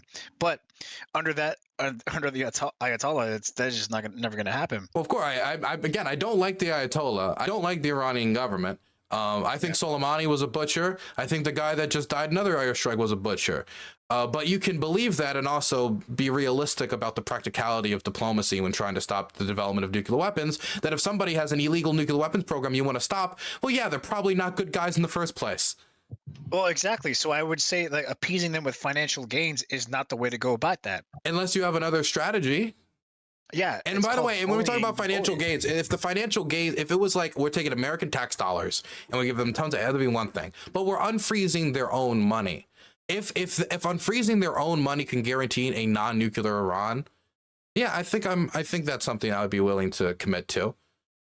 I mean, but you can't guarantee that that's what it's gonna. The end result is going to be. Well, I can't guarantee. How do you know you're not just giving them? How do you know they're just not just giving you? I can't guarantee that either. But I also can't guarantee that if we don't find an agreement with the Iranians, that they won't be able to pursue a nuclear weapon, and they won't continue to. I think there's a good reason they probably will continue and try to achieve one. And so I'm willing to take some risks in order to avoid that. And the Iranian government at the time that agreed to make the deal with the United States also took some risk and then paid the price with the person who making the deal after he pulled out of it. Paid horrible political repercussions in Iran, and now he's fucked. He's politically inept. He's like a eunuch. All right, can I jump in here real quick and just thank Dylan for being here with us tonight? He's really this guy, man. He's a busy guy, and he just chose to hang out with us tonight, and I appreciate it. And I'm ending the stream, but if you guys all want to hang out here, chat with Dylan if he wants to hang out, and I appreciate it all. Thank you. Awesome. Sounds good. I'm a little drunk. As you can probably tell. I'd say moderate. But Dylan, I really do appreciate it, buddy. I appreciate it, and you're my friend, and I thank you for being here. Happy to be here. Look, politics would be boring if I only talked to people I agreed with about everything. Exactly. I agree. It's so boring, right? That's what I'm saying. I want everybody I disagree with here talking. That's way more fun. Don't be your grave. And I appreciate you being here, man. I really do. I wish you would hang out here more. Hey, man, if you would just send me, invite me. Just invite me. You're already a member of the server. But the thing is, I'm not gonna be like, oh wait, is Drone Tech stream? And I'm like, wait a second, let me check if Drone Tech streaming. Right. We have to tag. I will tell you more. I promise from now on. But I wish you would join us more because you're super interesting. Honest, I'm not just like fluffing you here, but you've been over there. You've actually gone over there and put yourself on the line to get the story, and you've come back, and I find that super interesting. And I want you to hang out more. I appreciate that. Thank you. So everybody. I'm happy I convinced everybody to vote for Joe Biden. Hey, since I'm also here, that's never gonna happen. But since I'm also here, hey, by the way, Dylan, it's also been good to talk to you. This is a stream, man. I'm still going to talk to you, hopefully. Sorry, say that again? No, it was good to talk to you. Mm-hmm. I just ended the stream, but I just want to let you guys know that. Yeah, no, okay, good. Now we can just keep going. Sure, we can talk a little bit more. But I do. I only did that, guys. I only ended it because I'm freaking tired as fuck and I'm sick. So I know, it's okay. It's okay. I'm drunk and sick and tired. It's all right. I actually genuinely enjoy interaction with Dylan and Incarnation. Yeah, I know. Dylan's cool as shit. I know. Everybody that has like opposing viewpoints. Because I guarantee you, we can find something that we agree on. I agree. Exactly. That's this whole server's about, right? We're all into that. We're all into coming together on a exactly what it we're is. all in, we're not so interested in the coming together per se, but we're interested in bouncing our ideas off each other. Yeah, right? I just want to understand other people's viewpoints. Huh. I want to understand where Dilla comes from. I want to understand where Incarnation comes from. I want to understand where Forg, the bigot, comes from. And that's about it. I would like to hear Dylan. Oh, Dylan, I'm just curious. Can I just throw this out there? I'm actually really super curious about what your craziest moment over there in Ukraine was. My craziest moment? The most like when you actually. There's different types of crazy, right? Because the things that I find crazy and the things that like other people find crazy are different. Crazy? You mean like most dangerous, or what do you mean like craziest? What did you fear for your life at any point in Ukraine? Yeah, I did a few times. I know for sure. Multiple times you had missiles flying over your head. Yeah, it was artillery. Yeah, I mean a bunch of. I mean, I've probably had artillery fly over my head a few. Like I don't know, like at least over 100 times at least. I haven't really counted, but yeah, I've had a few times when I've been streaming. I've had like rockets like fly right over the house and I had to get down and then stream. I've had Shahed drones blow up like I think like 10 feet away from my porch. But I think the two events that I think the three events that give me there's four events that give me most pause. The first one I didn't see, I was asleep during, but apparently my Polish driver, I was with two Polish aid workers, one of which a massive stoner, the other one like ex-Polish military. He got tired on the road, and so he pulled off on the side of the road while we were driving up. I think we were driving up towards doing some sort, I forget which embed. But apparently he pulled into, without his knowledge, and parked us right in the middle of one of the largest still existing minefields in the Kiev Oblast. And he just parked us right in the middle of it. And the only reason he found out is at some point he looked out the window and he just saw a danger mine sign right beside him. And he just looked around, like, oh no. And I didn't find this out until a year after, because somebody else told me, because he didn't tell me. So I just took a nap through a minefield and I didn't know it. That was one that was really bizarre. There was especially when you watch all the drone videos, it's like, man, I got lucky. Oh yeah, I mean I got chased by a drone in Zaporozhye, Russian drone in Zaporozhye. That sucked. What else? The Russians bombed our aid work in Kherson after the flooding.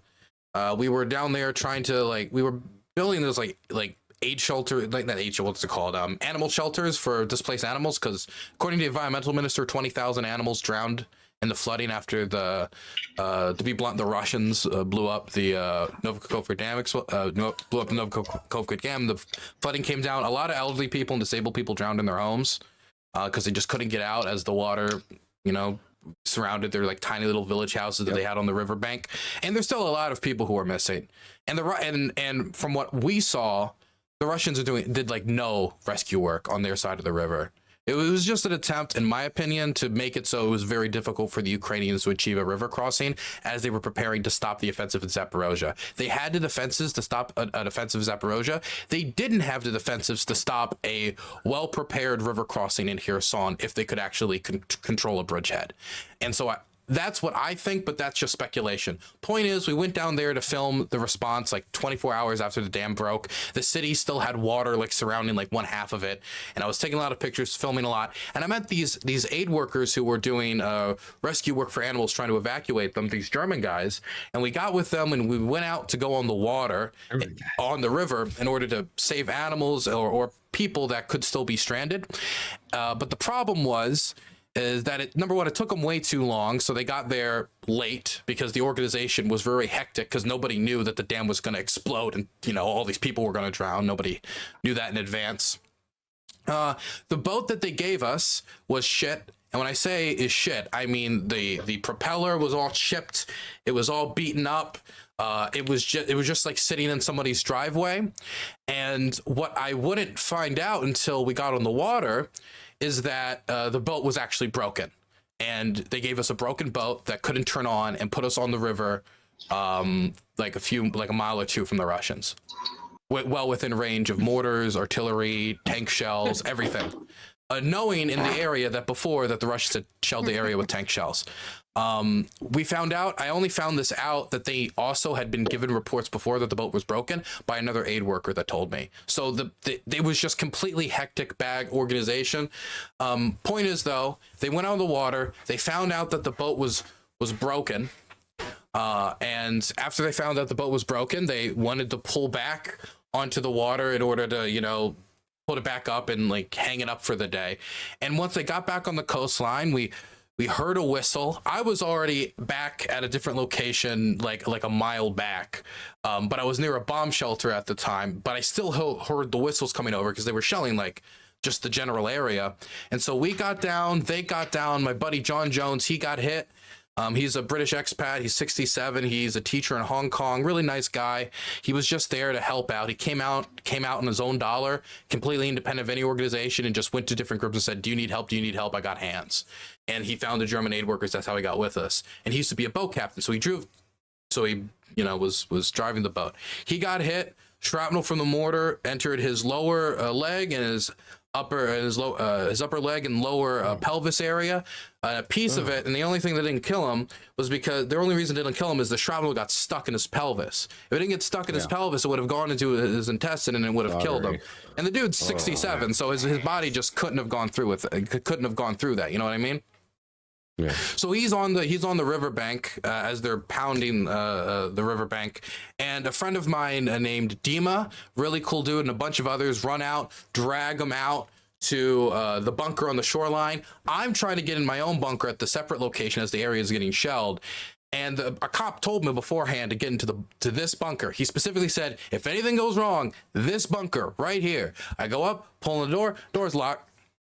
So I don't got no bunker to go in. So what we ended up doing, it was me and another journalist, Alex Bardaway, is we ended up just kind of like hiding in the in-between places, in between homes, hoping that it would be more difficult to see us, and that we would have some cover on multiple sides. The one problem I had with that though, and this is the thing that made me scared, is as I was sitting in that in-between, I realized they could still, if they dropped like a grenade or a mortar hit in the area above or somehow found its way into this nook and cranny, shrapnel is going to hit the walls like crazy and will be Swiss cheese. So if they do find us and they do hit, we're fucked. But it's harder to find, and that was at least the logic between hiding in that house. They're able to eventually get John Jones to the hospital. We're able to get out of there eventually too. To make a long story short, next day I visit John in the hospital. We're talking to him. I pick up my phone. Just make sure he's okay, make sure he has all his stuff before he's rerouted to another hospital in the area, because the area is still being bombed. And I pick up my phone and I get a message from my friend in Kiev, and he's like, "Yo, is this you?" I'm like, "What?" And I click it, and it's a link to a Russian military Telegram channel for a private military for a drone group tied to a private military company owned by the head of the Crimean Occupation Authority, who has ties to the mafia, by the way. Most of the Occupation Authority has ties to criminal syndicates of some sort. Denis Pusilin has it as well. A lot of them are tied to the crime world. Yanukovych was also tied to the crime world. But anyway, I look at this message, and it's video of us being bombed on the shoreline from the Russians that they posted, and they said, "We stopped the special forces of Ukraine from doing a bridgehead on the other side of the river." I had become Azov with all of my buddies. And a magic moment of Russian propaganda. Why? I'm pissing myself for not recording this whole thing, because I could probably find the exact video. And I can send you the videos if you want. They put rock music over it too, and I remember the lyrics too. The lyrics were telling the story. It was amazing. The lyrics are, "We're the gods of war," and then the bombs would hit the aid workers. Do you guys think that now it's? Dude, I want to see that. I want to see that. I can get you the link quick if you want. 1 second. Now since the war. What's that, Riddle? Dylan, man, I wish I. So everything that's been said, right? Like, damn it, everything was banned, right?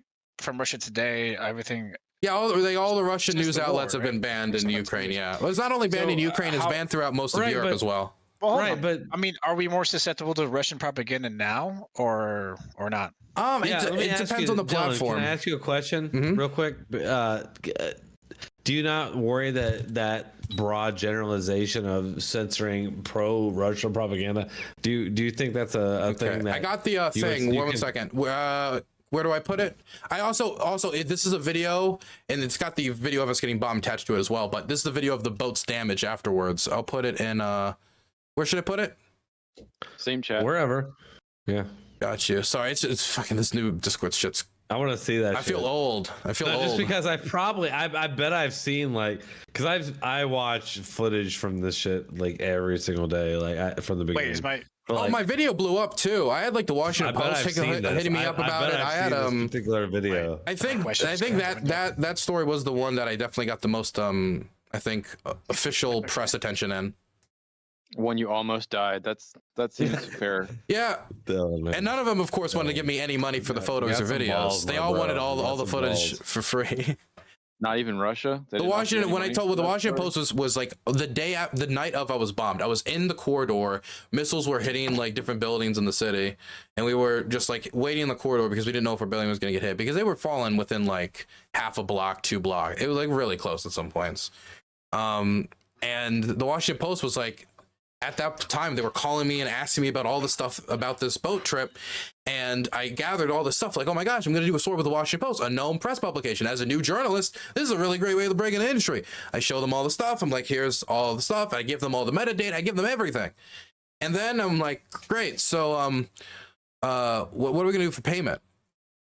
And they were like, oh, payment. And we got to talk to this office. And they talked to some office, and it was point is they didn't give me money, but somebody else did, so I at least made something off of it.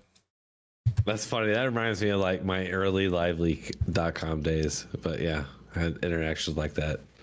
I can't seem to find the Discord thing working, so I'm just gonna message you the video, okay? Man. I messaged it to you. That's true. Yeah, go ahead. But I just want to tell you, man, I'm just glad I know you, and I hope you continue with what you're doing, man. You're brave, and you do, I think, very good work, and just keep it up. Thank you. I appreciate it. What is next? Is there something burning inside of you that you feel like you need to? Well, I'm going back to Ukraine in March. This will be my third year, and I'm gonna be with it until, hell, high water. Go through it, document the whole thing, and then when I'm done, I'm gonna gather all my best footage, and I'm gonna make a documentary of all the most interesting footage, a mega compilation where I show everybody all the best parts of all the regions, all the things that happen. And I'm making a bunch of other documentaries on the way, but I'm going to take all the best stuff, put it together. And there was this Mondo documentary that really got me somewhat into war journalism. And it's terrible as I think, like, as an introduction to journalism because of the history of the film, but it's called Adidos Africa. And the premise of the film was that they took you all across Africa during the period of the colonialists pulling back and showing you all the chaos, all the civil wars, and like how all the, this period of great history. And I feel like if I was to do that, but with different regions in the country, like here's what it was like in Kharkiv, here's what it was like in this area. I could try to give some general overview of what, just show the diversity of the country, because most war documentaries are just going to be about the fighting. And there's a lot more than that, and I want to spend time on that. What do you think about? Hold on. Well, what do you think about like the entire censorship from Russia being able to say anything about the war at all? What do you think they're telling their own people about the war? Not being able to say anything about the war at all. They're able to say things about the war. It's just you can't say certain things about the war in Western media. Right. In Western media, I'm sorry, I'm confused. They can't post Western media. I'm confused with the question. Okay, so Russian outlets have been banned from Western media about the war, especially, and in general. Russian outlets have been banned from Western media. Yes. There are some Western countries that have banned Russian outlets. I know Germany has banned on it. In Germany, yeah, we banned RT, I think specifically. Russia Today, and I know Ukraine has. But most like pro-Russia content is still accessible. Sure. From what means though, and do you think that's right to do in the first place? I think it depends. Like for Ukraine, I think it makes a lot more sense. If you're getting invaded, the last thing you want is to allow the invading country to be able to manifest like dissent or disorder within your nation, and the Russians are actively trying to do that. For example, the Russians right now have stopped all like POW negotiations, and they've stopped it for a while. Perspective. From an outside, before you get into a tangent. Well, from an outside perspective. Okay, well, let me explain why I'm not going to answer the question in the way you like. I spent most of my time in Ukraine to capture the Ukrainian perspective. So anytime I'm asked about that, I want to show that perspective before I talk about the outside perspective, because so you don't know why then. Well, why what? Because you're choosing not to know why. You're only going for the Ukrainian perspective. It's not because it's not. That's not the answer I didn't want to hear. It's you can let me. Well, let me give this answer first, and then I can give you a different answer if you want. Sure. From the Ukrainian perspective, with the Russians taking POWs and not dealing them, not re-exchanging them, and all of a sudden, all these POWs are calling home. I don't know if you guys saw this in the last week, but they're all calling home, and they're all saying things along the lines of, wow, the Ukrainian government doesn't want us. You should protest in your country against your government in order to They're taking the POWs and they're making them call their family members home. And they say, like, they don't sound normal. They sound strained. They sound like something's wrong. And they're having them trying to cause dissent within the society. And so if the Ukrainian government knows that the Russians are actively invading and dumping its people in death pits, from their perspective, from a national security perspective, I could understand doing that for pure national security reasons, especially considering the nation is, again, killing, murdering, butchering. You get the idea.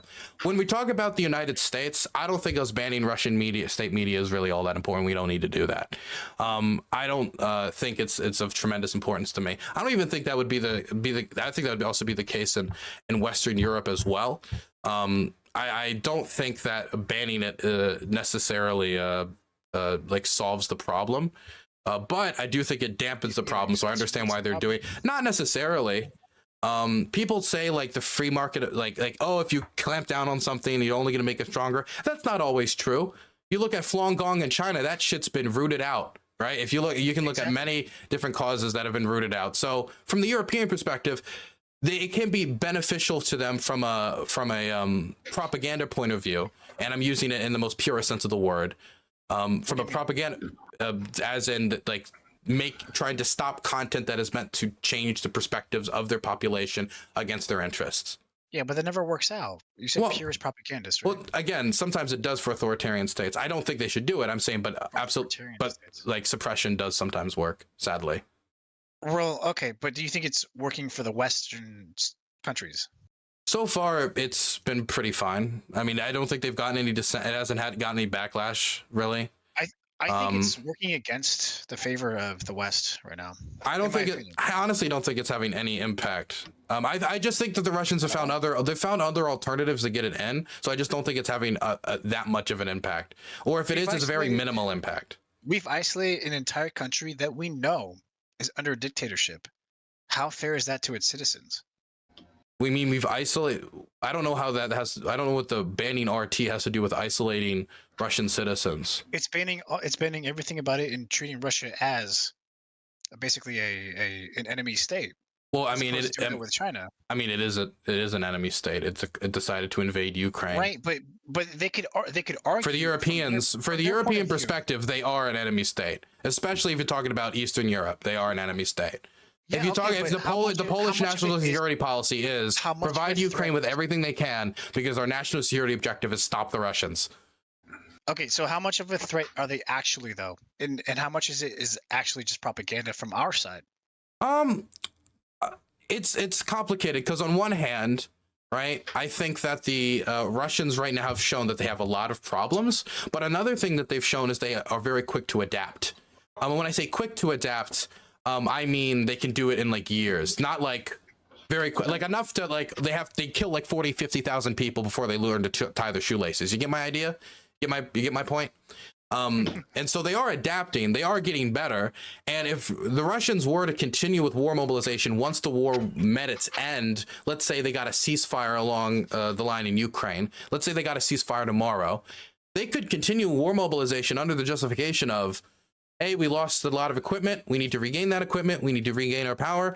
And Putin's supposed to be in power, or at least his reign ends, or supposed to, in term limits, ends in 2036. Dude's 72, Biden's 80. He could live another 10 years. We don't know. We can say, nah, not really. We won't have Putin for another 10 years. You fucking remember Robert Mugabe? That dude was a skeleton. a skeleton locking up his critics, locking up journalists all the way to the end. And if anything, I would say Putin at the end of his legacy is scarier because he wants to enshrine himself as a great hero in the civilizational struggle against the West. So right, and do you think that's fair though to ban everything, even though the West already knew and they pinpointed him as the problem as opposed to the country itself? Do you think that's fair for us to? Well, I don't think the problem is just Putin. And put sanctions on its citizens. I think the problem is Russia as well. I don't think the problem is just Putin. Is Russia as a whole just the people? Yeah, that might. Well, yeah. I think partially. I mean, for example, right? If I was to say, like it's not like the German people had no role in producing the outcome that was World War II. The German people went along to a certain extent, either because of rabid nationalism, revenge fantasies, World War I, for any number of reasons, they went along with it. There were people who opposed. There were German communists, there were German anti-fascists, German liberals, German institutional conservative. There were all different types of Germans that tried to push back. But at the end of the day, the majority of Germans ended up going along with it, even if a decent percentage of it was apathetically. And so I do think in Russian society, there are certain cultural problems and ways that they view themselves that is very bad. I think believing that you have a right to an empire is a bad mentality to have, and it's going to lead to bad relations with your neighbors. And that is a real problem in Russia. I agree with the latter statement for sure. Now, however, what about the Luhansk and Donetsk region, right? That whole entire area that you're in, right? The Donbas region? Yeah, I've been there before. Well, Luhansk is a little different, but I've been to Donetsk. Yeah, the entire region that they're basically the Russians occupy now. Now, according to Russia, that's not true. They occupy, I think, 2/3 of Donetsk, but what they don't occupy of Donetsk is going to be very hard for them to take. We're not just talking about Avdiivka, we're talking about Kramatorsk. Avdiivka is a city of 10,000 people. I've been to Kramatorsk. Right, that's a city of 100,000 people. That's fine. Okay, but the population, from what I was talking about, is apparently a majority Russian speaking. Okay. And they also speak Ukrainian as well. But they voted, supposedly, according to the Russians, that they voted to actually be part of Russia. Really? Yeah, that's apparently what they said. Did they actually? Yes. That was then Slava Russia. I had no idea. Well, my goodness. Yeah, so, I mean, now that doesn't make it okay to like forcefully do that. Doesn't make it forcefully okay. Of course, Russia said that, yes. But of course, do you think that Ukraine is that much better and with intel as well? Do you think that they're just as reliable when it comes to it was just Russian propaganda? I mean, you have the history of Ukrainian corruption as well. You read all these books about them. Yeah, oh, really? All the books? If not. Okay, well, I mean, if you're gonna be condescending, we can. Well, I'm being a little condescending right now, yeah, because what you said was fucking stupid. So I am being a little condescending. Like the election. I'm sorry, shit, but so you think that Ukraine is not corrupt at all? No, I'm not. It's not about the corruption. It's about the thing you said about the Russian elections. First off, just because somebody speaks Russian. No, I didn't. Did I say election? I didn't say. You said you said they voted to be a part of Russia. That's not an election of persons. You had a referendum. I definitely don't agree with that. It's shit. like these It's a referendum. Well, referendum election. You get the point. They had a vote on being part of Russia, right? My point is, like, I'm not saying I believe. Okay, wait. Let me do that shit in Alaska. Let me finish. I said your point was stupid, and now you're reacting to it angrily before I even explain why it's stupid. Because you're being a dick. That's why. Okay. So let me just. Wait, no, stop. Stop that shit, man. Come on. I respect both of you people. I respect both of you guys. I'm not saying you're stupid. I'm just saying this one singular point I think comes from a position of ignorance. Is that better? All right. So then let me explain the position of ignorance. Well, but I haven't even explained my position as to why I think it's ignorant. So how could you explain how it's not ignorant if you don't know why I think it's ignorant? Because it's both propaganda on both sides. So how do you know which one is true? I was there. I can tell you. You were there when they took it. I was not there when they took the vote, but I was Ukrainian, dude. Look, I'm not here, but dude, I'm telling you, I know about the referendum they had. So there's but I can tell you because I knew about the issue. I was there when it was happening. I talked to the activists on the ground about it. That's what I meant. Is that I studied it pretty closely, so I know about it. That's what I meant. Yeah, but you're chucking it. Dylan, can I ask you a question? Can I explain my position as to why it's wrong, and before you jump down my throat, before I can explain why I think you're wrong? Are we talking about the 2014 No, we're talking about the one they had in 20. It was late 2022, early 2023. Okay. Yeah, okay. It's old, man. So what happened was the Russians, when they took over all this territory, they wanted to legalize it some way. They needed to rubber stamp it to integrate it into the Russian system, since they found out that a regime change war wasn't going to happen. And so they're scraping as much territory as they can. And so what they did was they just said, we're going to annex all this land, and we're going to do it by having a referendum the same way they did in Crimea. Now, the referendum in Crimea was full of ballot stuffing. It was full of voter fraud. There was mass amounts of people who did not directly participate. Both the Korean Tatar political community abstained from the vote. Tons of people left before the vote happened, as in they fled the country. I think over 300 to 600,000 people fled. So the vote was rigged, and all the people who were against it just didn't even participate because they knew it was rigged. And so using that as a foundation for Crimea, I think is really bad as a justification for annexation, because it's a rigged vote and the Russians would have never accepted anything outside of the rigged answer to the vote. Now that brings us to the recent vote, the one in 2022, 2023, more recent. They did the same thing. They engaged in ballot stuffing. They went to voters with soldiers. This is how they picked up voters in the country. They had the soldiers go to their homes with guns, knock on the door, and say it's time to come and vote. Now, I'm not saying that the vote that they specifically were like, I'm going to kill you if you don't vote, but the point is clear, and the impression that has on a voter, I think, is clear. If an invading army soldiers came to my door and then they brought me to a booth and said, do you like the occupation, with a history of torture, knowing that 91% of those detained by the Russian soldiers, according to the UN, face mistreatment, rape, or torture, yeah, you're going to vote a certain way. That's not even talking about all the people that have been displaced, the hundreds of thousands of people who have been forced from their homes by the war, who didn't even get to participate because they were gone. The vote was rigged. It's not legitimate. The people who lived there didn't get to participate because they've left and they weren't included, and they wouldn't include them because they knew if they did include them that they'd vote against them because they're not pro-Ukraine. I mean, they're not pro-Russia. That's why they fled. So yeah, I don't think that vote is legitimate. I don't think it's a good use. No, that's fair. Dylan, you're forgetting about North Korea. They validated these results. That's true. They did validate. That is true. No, it's fine. Like okay, I get it. I get it. You're very passionate about this. And by the way, I don't blame you for it. And I never said that their voting system was legitimate. Never once said I do that. Okay, but what does the Russian speaking have to do with it, by the way? Why does that matter? Because it's ethnics, right? It's back in history, right? Now, back in the 1800s, wasn't Crimea part of Russia? Yeah, when it was part of the Russian Empire after they conquered the So you have people that want to be part of Russia. You have people that are remnants from that empire. Wait. No. Yeah, you just made a big jump there. Right. You just made a big. You said it was part of Russia in the 1800s. Therefore, the people today want to be part of Russia. Okay, let's reel it in for a second. No. I said remnants of those people. Yes, remnants of those people do. Yeah, the people of the Russians brought in a lot of Russians to serve the military base, and they brought them in after deporting the Crimean Tatar population during the Soviet Union. And I would consider it engaging in ethnic cleansing. And they moved the Russians in. Well, let me part of a certain country. Should they not be allowed to be that part of the country? You didn't even let me finish before, because I was going to say, number one, we don't know that the majority of the Crimeans wanted to be part of Russia, because when they had a vote on it, a legitimate vote that was monitored by international monitors, they voted to leave the Soviet Union and be part of Ukraine. Over 50% of them, I think it was 54 to 56%. That happened in the 1990s. Yeah, I would agree with that for sure. That's different. Do we have any evidence? The Soviet Union is different. Why would the Russians rig the vote if they knew that they had such a sure foot-in chance of winning it? What are you talking about? If they have the ability to rig the vote, why do they continue to even have that system of government? Why not just say we're actually a dictatorship now? Why do they participate in the election? It's because they think the majority of Western democracies are stupid enough to believe it. No, I don't think that's the reason that they have elections. That's not true. It's a major reason why. Tell me why.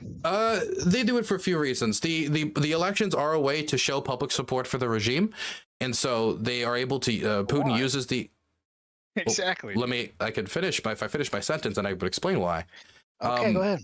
So Putin uses the elections as a way to signal to the oligarchs of the country that he generally has the situation under control, and discontent isn't growing, that he has society under control. There also have been historical reasons when it comes to like monitoring the demographics, not the demographics of the state, but like the population of the state, and like record keeping reasons why they've had elections.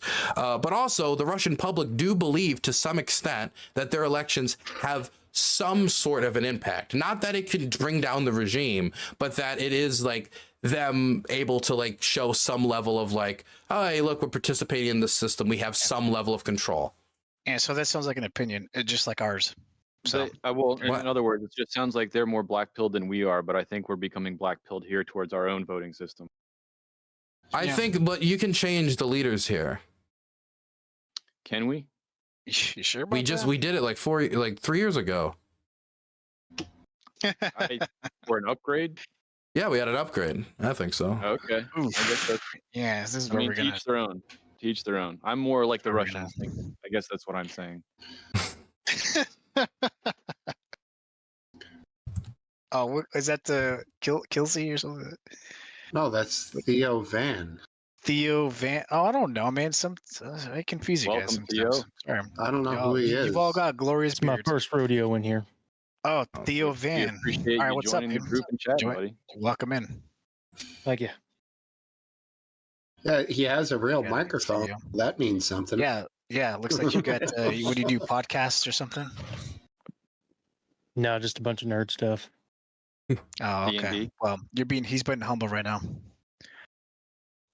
Okay, D&D. well, You guys doing all right? we'll learn. Is Hell. D&D, isn't it? Yeah.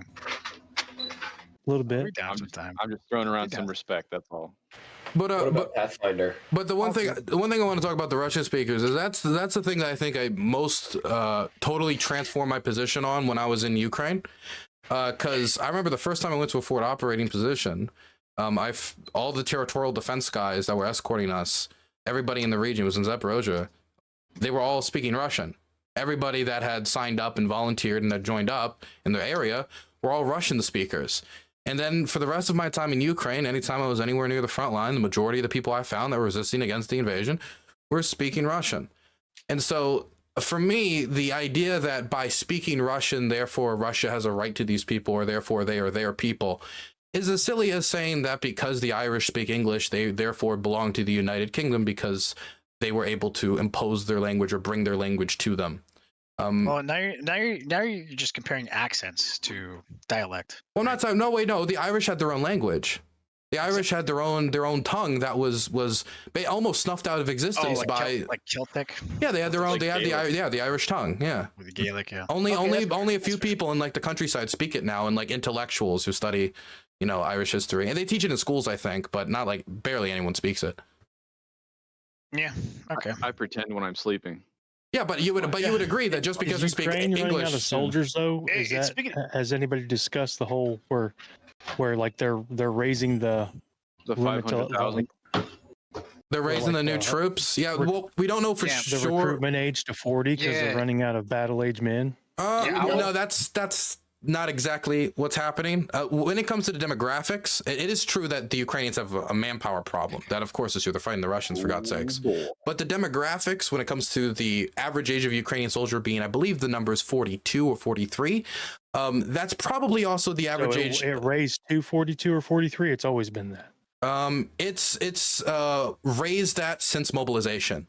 So they've mobilized the population, and it's been that because the population generally is in their 40s because they had a gigantic demographic collapse after the Soviet Union went under, just like the Russians. And they're also getting ready to, if I'm not mistaken, did I hear that they're getting ready to add women to the recruitment? No, I mean, women can volunteer, but they're not going to draft women. Zelensky's pledged not to draft women. Well, Dylan, don't you feel you don't want all these guys dying, dude, right? I mean, that's got to weigh in on your belief system. I don't want anyone dying, of course, but I don't view this war like something you can either like choose or not choose to participate in. It's like cheese on a burger. Well, it's if a nation, I kind of view like presidencies a lot. A lot of people think that if you're president, you get to go in office and then you get to do whatever the fuck you want to do, right? You just like, this is my agenda, so I'm going to do it. But what often happens is that different events happen, like COVID or wars or things that distract you, and then the agenda you wanted to focus on gets to be put on the back burner because these historical events came down. I think Mark Twain described the presidency as less like somebody like driving a boat or something. It was more as like somebody on a riverbank with a raft going down the water with a stick, trying to dodge different rocks and logs along the way, trying to guide the country to safety. And so I think in this case, the Ukrainians, their invasion was a big rock, and they're trying to deal with it the best they can. It wasn't something they necessarily chose to participate in. They didn't initiate the war.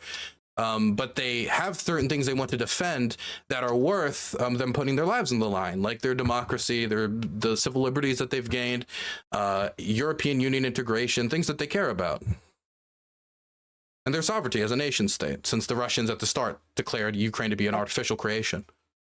When the live was going on, I was actually on my phone on my way home, and I was listening to you guys. Whenever you guys were talking about the funding of Ukraine and how, did you say who would invested more into Ukraine?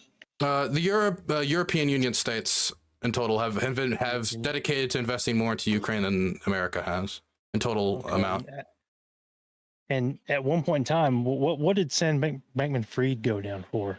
Wasn't he getting a bunch of donations over there, taking donations for Ukraine, and then it got funneled back to him, and then redistributed to donors? Yeah, I managed that for him. It was a great operation. Oh, by the way, Burns. Yeah. Speaking of that, you said that the Europeans doubled it up or whatever. They have that much more, but there's also included institutions in there. Do you know where the institutions are coming from? You said European, so it'd be like an EU package, or it would be like a European package, like a European institution. EU? Do you know? It says institutions. It would be European institutions. Yeah, I'm pretty sure about it. You're fighting about this like an half hour later, man. I don't know if this has gotten to a sticking point, but I just noticed that. I noticed that. I'm bringing it up now since it's brought up. I just figured I'd bring it up now. So. Okay. I mean, I'm pretty sure it's European institutions. I can go double check if you want. I mean, I don't know, but I'm pretty sure because terminology is crazy, right? It just says like EU and institutions. So it might kind of joggle the brain there a little bit. It's European institutions. That's why I said the Europeans contributed more. And institutions, right? Yeah, if the German defense fund, funded by the German government, gives Ukraine $10 billion, I'm going to count that as German money going to Ukraine, European money going to Ukraine. The German. We're talking about laundry now? I'm giving you an example. If there's an institution that's funded by the Europeans and then gives that money to Ukraine, that's the Europeans funding Ukraine. If they're doing that, then sure, that would be great. Okay, can I get back to Sam Bankman-Fried? That sounded like a great thing. Oh, of course, yeah. So, like off topic. Well, he brought it up. What do you mean it's off topic? I can now, if you don't want me to respond to it, I can skip it if you want. No, you can. I'm telling both of you that it's a little Theo Van as well. It's a little bit. We're just chatting. We're chatting here. We're chatting. Hey, go ahead. Yeah, the Sam Bankman-Fried stuff. There was an FTX donation link where people could convert their cryptocurrency into funds for Ukraine. Basically, they would take like their Bitcoin or their whatever their crypto is, fucking Dogecoin, and they'd convert it into a convertible currency like hryvnia or dollar or something, and then send it over to Ukrainian charities. And that was started in partnership with FTX, and that saw $2 million in crypto donations going to Ukraine. But that was $2 million. So when we're talking about like the money washing theories that people bring up, that's not the money we're talking about. That's $2 million from individual donors. So the Sam Bankman-Fried thing isn't a money washing operation. He didn't really have much of anything to do with Ukraine. Just like a temporary moment of like charity for either his image, his ego. I don't know. You can't necessarily prove that because he's spent money towards both Republican and Democrats, mostly Democrats. Well, we're talking about Ukraine. I'm not saying that he wasn't trying to influence politics, but he didn't do a money washing operation in Ukraine. Well, you got to. Wasn't he convicted of something though? What was the conviction? It had to do with like FTX's financial crimes, like moving money around. I believe it was fraud. Well, that's what I thought was going on was what was, because we're not holding we're not keeping tabs of what's going over there, what it's going towards. We're absolutely. And a lot of it was going towards Sam Bankman-Fried. Ukraine was donating to Sam Bankman, and then that was also getting funneled back as like a. Not a single word of this is true. Not anything you said is true.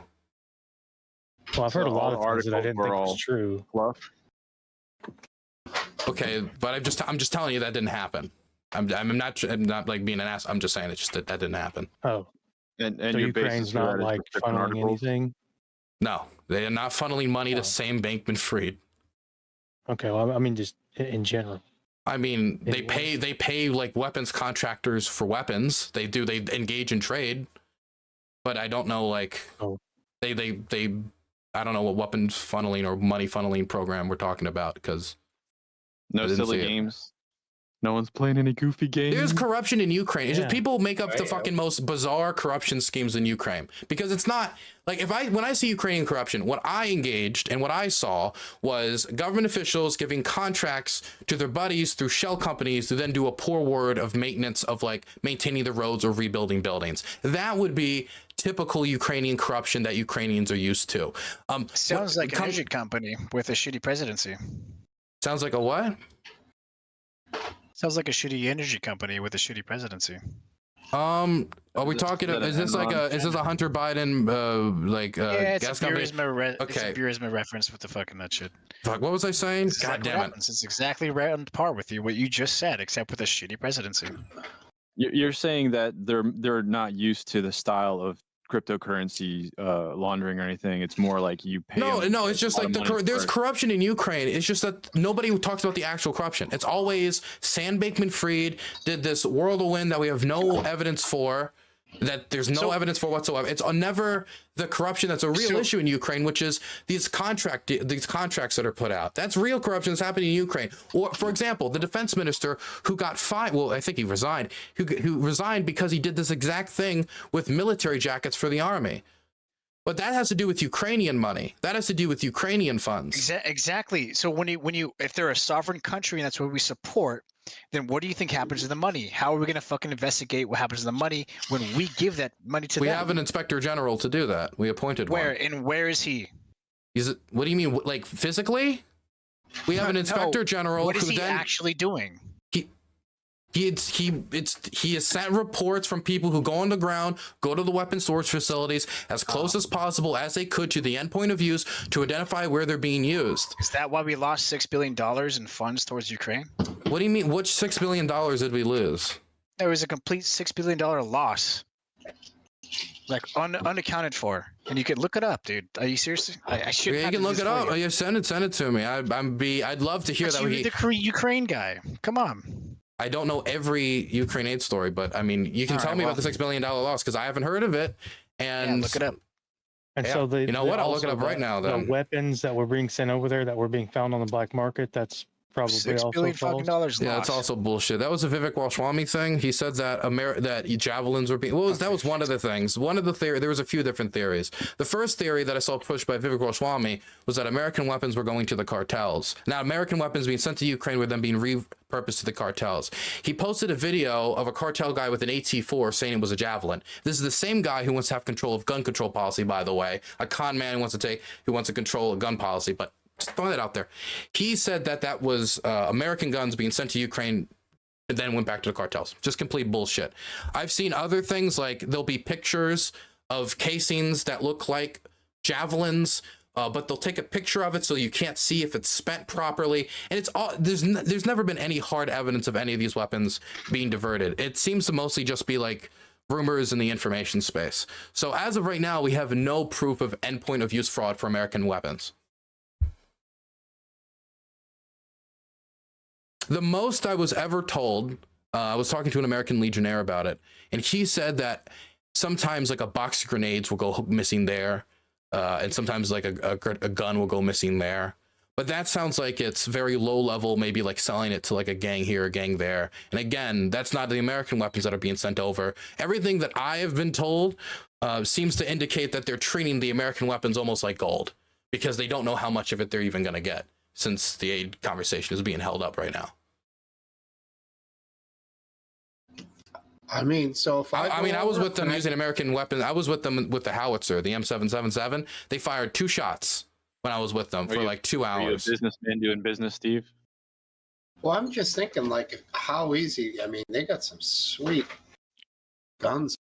Could we, like, just sneak on in and grab a couple of nice rifles? You're all set. I mean, I think the idea would be like a gun or 2 goes disappearing from like the storage closet, and then it just gets sold to like a gang or something. That would, I think, be the idea. But when you're fighting the largest war in Europe since World War II, you cannot literally have accounts for every single rifle in service at all times. Definitely when you're assaulting trenches and stuff, and you don't, and guns get dropped and stuff gets lost. Russia does the same shit, man. Oh yeah, Russia. I mean, that's part of the reason why the invasion was so fucked at the start, was because they engage in that type of behavior. Exactly. I agree with that. I do think it's lessened though, and I think the government cracked down in large part because they realize how existential the crisis is, and they're like, okay, everyone, no more money to be made here. We actually need these things. Was there ever any? Well, there's at least admits the money was made. Somebody asked a question. I'm sorry. Like I said, it's my first rodeo in here, and you seem to know a lot more than me. Yeah. I remember one week we'd go in there, like they said that they'd say, hey, there was what kind of labs over there? Bioweapon labs. And you'd watch the news, and they'd be like, no, there's no bioweapon labs over there. If you believe that, you're a right-wing conspiracy theorist. And next week, they'd be like, okay, so there is a bio lab over there, but it's not a bioweapon lab. And if you believe that, you're a right-wing conspiracy theorist. And then the next week they come out, okay, there are bioweapon labs over there, but we're not funding them. We're not using gain of function to fund them. I know that there are biological labs in Ukraine, but I haven't seen any evidence that those labs are being used to develop biological weapons. Yeah, but why they deny it? They didn't deny that they had biological labs. They did. Let me finish my sentence quick. Like, okay, I'm talking to 9 people here. So they denied that they had biological weapons labs, which was a Russian claim that they brought up right before the start of the war, that they prevented no physical evidence of, but they had many government documents to prove. So no physical evidence, no photographs, but a lot of documents about reports from their own government ministries written up by who knows who. And so they made these claims that the Ukrainians had weapons of mass destruction, and they had to go in there because those biological weapons were engineered to target Russian-speaking DNA. Hold on. Well, we did just have a bioweapon. How do you know that's true when we're banned from everything? How do I know that the Ukrainians don't have biological weapons that target Russian-speaking DNA? Because they would have won the war. That's why. And they haven't found it. And they've been divorced and fought for 2 years, and they found no evidence of it. That sounds like Western propaganda. That's what the Russians would say. So this like America Junior over there. This is like counter conspiracy theory. The first time I heard it, I was debating infrared, also known as Russia Haas. Was correct. Russia was correct about having biological facilities on its border. No, it wasn't. They were not. I mean, if that's the case, okay. If that's the case, wait. Then Bush. If that's the standard, deny it, and then we admitted it later on, a couple weeks. I'll let you finish. I'll let you run an ice system. I'm telling you though, I gotta be. If this is the standard, no. If this is the standard we're using, then Bush didn't lie about Iraq. They did have weapons of mass destruction. They had chemical weapons, which are considered weapons of mass destruction. Like you're getting from Ukraine or what? My point. See how it feels? Okay. It's disrespectful, huh? I'm sorry, I didn't even hear what you said. So if you were being disrespectful, it completely went over my head. Exactly. See, when you let people talk, don't be a dick, because I can be a dick too. Oh, we know that. Okay. How about Riddle can be. You just calm down a little bit. Well, I could be a dick. And I'll answer. Right. So how about let somebody speak even though you disagree with it? Is that fair? Nah, because sometimes I don't want to. Before I'm done talking and you say, "Oh, I'll let it go out of your system," that's disrespectful, my friend. Well, because you were interrupting me multiple times as I was trying to speak, and so I was like, I'll let you finish. Because you're the only one that's speaking, and you won't let anybody. Because else everybody's asking me questions, and I'm being asked multiple questions, and I try to answer the question, I get interrupted halfway through. And when you do answer a question, I want to disagree too. Run on for 15 Steve, I disagree with what you're thinking. I don't even remember. Oh, God, I forgot what you said earlier. Letting you go on, dude. It's just it's the bioweapons. Okay, fine. You guys talk about it then. You guys talk about the bioweapons labs. No. I just think it's. So they had these bioweapons. Jesus Christ. And it's all or nothing. This guy. All or nothing. Can I finish? Let me. Okay. I'm just gonna be blunt with you.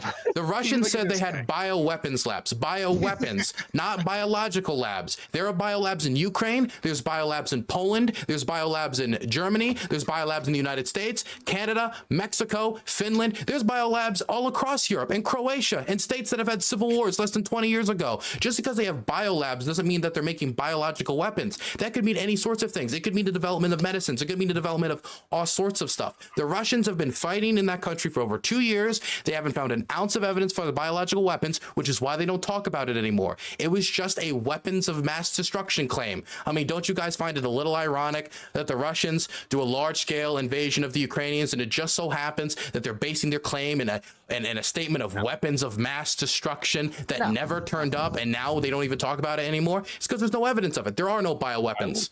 I disagree with you. We didn't get 100%. Through with a huge lockdown of 3 years of a disagree. Don't we need evidence though? Weapon. Well, I could say something, but I'll let other people speak. That's fine. I mean, at that time, we didn't just like lock down the entire world because of something that could have came from a biolab, right? So I mean, like if they're suspecting, oh man, those Americans fund some pretty crazy stuff that could lock down the entire world.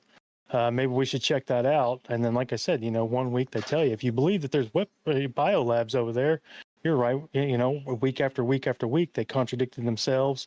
And each time they said, if you disagreed with them, you're the conspiracy theorist. Well, I mean, it was a conspiracy theory. The theory, it is a conspiracy theory to believe that there are biological weapons. RW speak, please. Okay, well, I thought that was in response to me. Sorry. I will. No, hold on. It's all good. It's all good. I'm not trying to be dick. I'm not trying to be dick. I'll be dick later, but not now. Go ahead. What are we being dick over? Oh, you're saying something that what's his name with the beard said. Oh, for science, it seems like these sciences that are real bad and no. America usually comes along and paperclips that shit and takes it after the war during it, which isn't really a conspiracy theorist thing. We did it in World War II. We did it. What was it? We do it in China. It was somewhere in China. I was talking about it. Yeah. So yeah. Anyway, it's just like it's funny. Like hey, you guys shouldn't have that. We're gonna come and make sure that we take that from you. Anyway, that's my only point. It was a good one, so that's why I made it. Yeah. All right. And also, so there is a difference between like these biolabs, right? I mean, these biolabs are also in NATO countries. Those are the ones we trust, right? But considering that they're on the border of a former fucking Ukrainian state, Soviet state, that's on the border of Russia, of course they would take that. And you don't know what the hell they're doing with that. What? That's what I'm saying. It's more. There's more reason to question that kind of stuff, right? So it was to your. Russia point. has reasons to question the existence of biological research within Ukraine. Yes, because they were former Soviet biological research labs. Why not the biological research labs in all the other countries on its border? Because they were a former Soviet state. Multiple of those states are also former Soviet. Estonia, Latvia, Lithuania, those are all former Soviet states. Romania too. And which one do you think is the closest? Ukraine. Estonia, Latvia, and Lithuania all share a border with Russia. And which one do you think that they care about the most? Ukraine. Because guess what? It was a former. So Ukraine specifically can't do biological research, but everyone else can. Well, they're in the middle of a war with them, right? I'm saying in the Soviet Union, that's what they did. That's where they had their labs at. Estonia, Latvia, and the other one is. Yeah, well, that is true. They did have a lot of scientific research in Ukraine. But this is the thing. Ukraine develops some of the best scientists in the Soviet Union, some of the best research and technology in the Soviet Union. When you look at the best battle cruisers and tanks, and a lot of these are designed by Ukrainians. I actually spent a lot of my time in Ukraine with the family of a former top-level Soviet science minister. And I would would talk to him a lot about this stuff, and it's really interesting, like the development of Soviet technology in Ukraine. And so then all these people, once the Soviet Union collapsed, obviously want to keep doing science in Ukraine, but now all the biological research people have to declare we can't do any type of biological research or any type of research into anything that could possibly be misconstrued as something that could endanger the Russians. And they're not even doing weapons research; it's just biological research. They're a country full of a lot of old Soviet scientists. Of course, they're gonna invest into research and development and tech. Exactly. So why would that be a justification to invade if you're going to expect a country full of former Soviet scientists to engage in large amounts of research? Because the research is currently still being done. It's reverse engineering. It's reverse engineering? Yes. I mean, okay, so if the concern is with these labs, which you're concerned with, right? I'm not concerned about the labs. I think the labs are not a concern. What I think it's the Russians playing us for fools, and they're doing the same thing Bush did with Iraq. Oh my God, they have weapons of mass destruction. If we don't go in, they're gonna kill us all. They're gonna kill us all. Yeah, no, I think that's what it was, to be blunt. To the latter of that, yeah, I would agree with that. That's fine. I don't think it's a major scare, but I do think that it's a very important thing for Russia to take Ukraine. I do think they want to take Ukraine. I just don't think bioweapons have anything to do with it. I just think it was propaganda. That's why they've never found any evidence for it years after the fact. Okay, so again, but like, why would the West lie about it then? It just makes us listen. Why would we didn't lie about biological weapons research? We didn't. We did though. We didn't. We never said that there's no biological research being done in Ukraine. We said there's no biological research being done on weapons in Ukraine, which there still isn't any evidence of. No, those biolabs. No. They said that there were no biolabs on the border right there, and they lied about that. Okay, what biolabs did they capture? I have a question quickly before this. Uh-huh. Do you think Russia is working with biologics in their country that is manipulating cell lines and virus? I'm the last person in the world to tell you about science and tech news outside of this specific topic because I had to research it. I hate researching science and tech. I remember I had to do a video on Starlink, and I hated every moment of it. Having to research I hated it. I think that every country is researching and developing biotechnologies. Yes. So it's basically just a matter of saying you are not allowed to have it, and I'm going to come after you for it. Whereas they're hypocrites because at the same time they would be doing it also. Oh, well, the Russians are engaged in biological research, absolutely. In fact, I would say the odds are, if you look at the military budgets and the resources that both have available, it would probably be more likely that the Russians would have people researching biological weapons than the Ukrainians. Just like when you look at just the resources they even have at their disposal. Yeah, but who's backing the Ukrainians? Having it?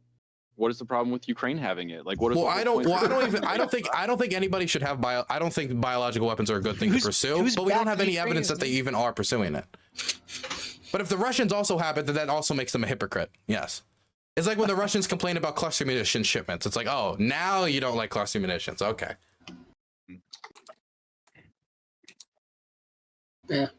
It's the same reason that the shotgun was considered a war crime by the Germans. It's just because America was so good at using it during World War II that Germany was trying to classify it as a war crime. World War I. Not all this. At least we can say we got Brittany Griner back. I think it was both World Wars. The trench sweeper was invented. It's awesome.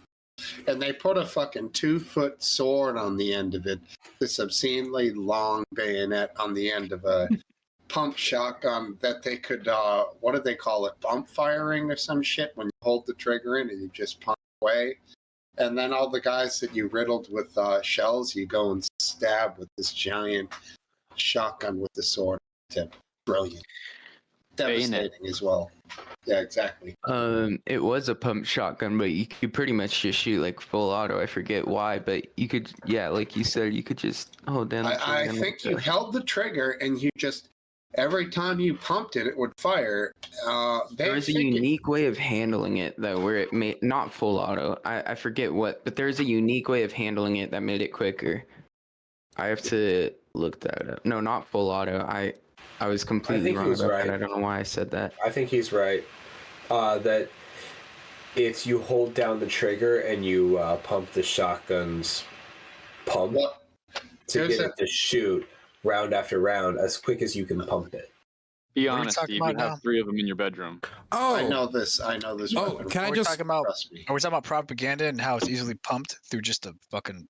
hair trigger? No, we're off propaganda already.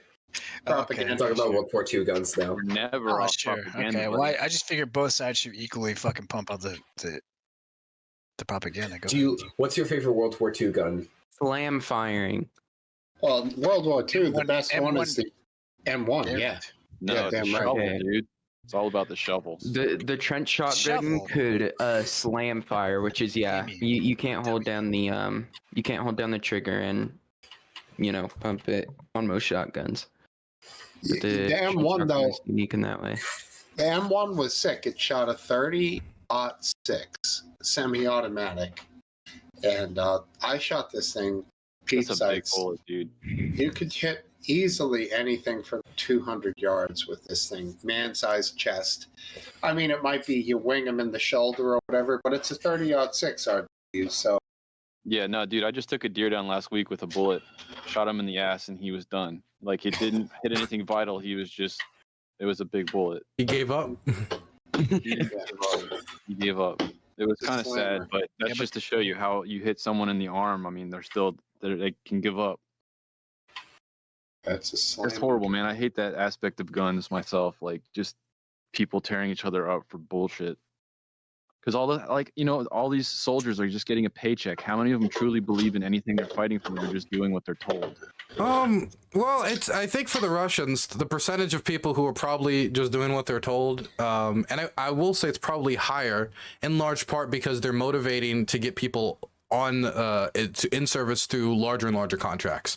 I don't know if you've seen, but they're offering life-changing money to people in the middle of like Tanotuva. We're talking about the middle of Russia, like the most destitute regions. And so if you're in the middle of nowhere, you have no economic opportunity, you got nothing, you see this like, oh my God, $2,000, $2,500, $3,000 a month in the middle of Tanotuva? What does that mean to his life? Now, ultimately, if he gets killed in service, then they don't got to pay him all that. So there's ways to get around it, but to people like that, yeah, they could join out of not even like a dedication to like bravery or whatever, but to money. Now in the Ukrainian army, there's not money to be made in the Ukrainian army unless you're like some Western military trainer working with some PMC training soldiers. The soldiers I talked to, they get paid $100, $150 a month. Ouch. Jeez. And so I would say that guess we from should just my give them conversation money. with them and from the paychecks they're taking, as many of them continue to volunteer, I think they probably have a higher percentage of people who really believe in it. And if you look at the polling in Ukraine, 2 out of 3 people in Ukraine believe that even if all Western aid was to stop, Ukraine should continue to resist the Russians. So I would say that's a pretty radical position when you consider the position Ukraine's in. So I would say that they probably have a higher percentage of people who are there because they generally want to repel the invader. I would hope that's true because they're the ones defending, and if they didn't want to do that, they'd simply just say, "Have it." That's true. Yeah. Like this is the thing I do gotta tell people. It would be a lot easier, I think, for the Ukrainians when it comes to struggle-wise, for them to give up. So some people just look at it like, oh, you're changing a flag, like one flag to the other flag. It's like whatever, Ukrainians, Russians, they're all the same.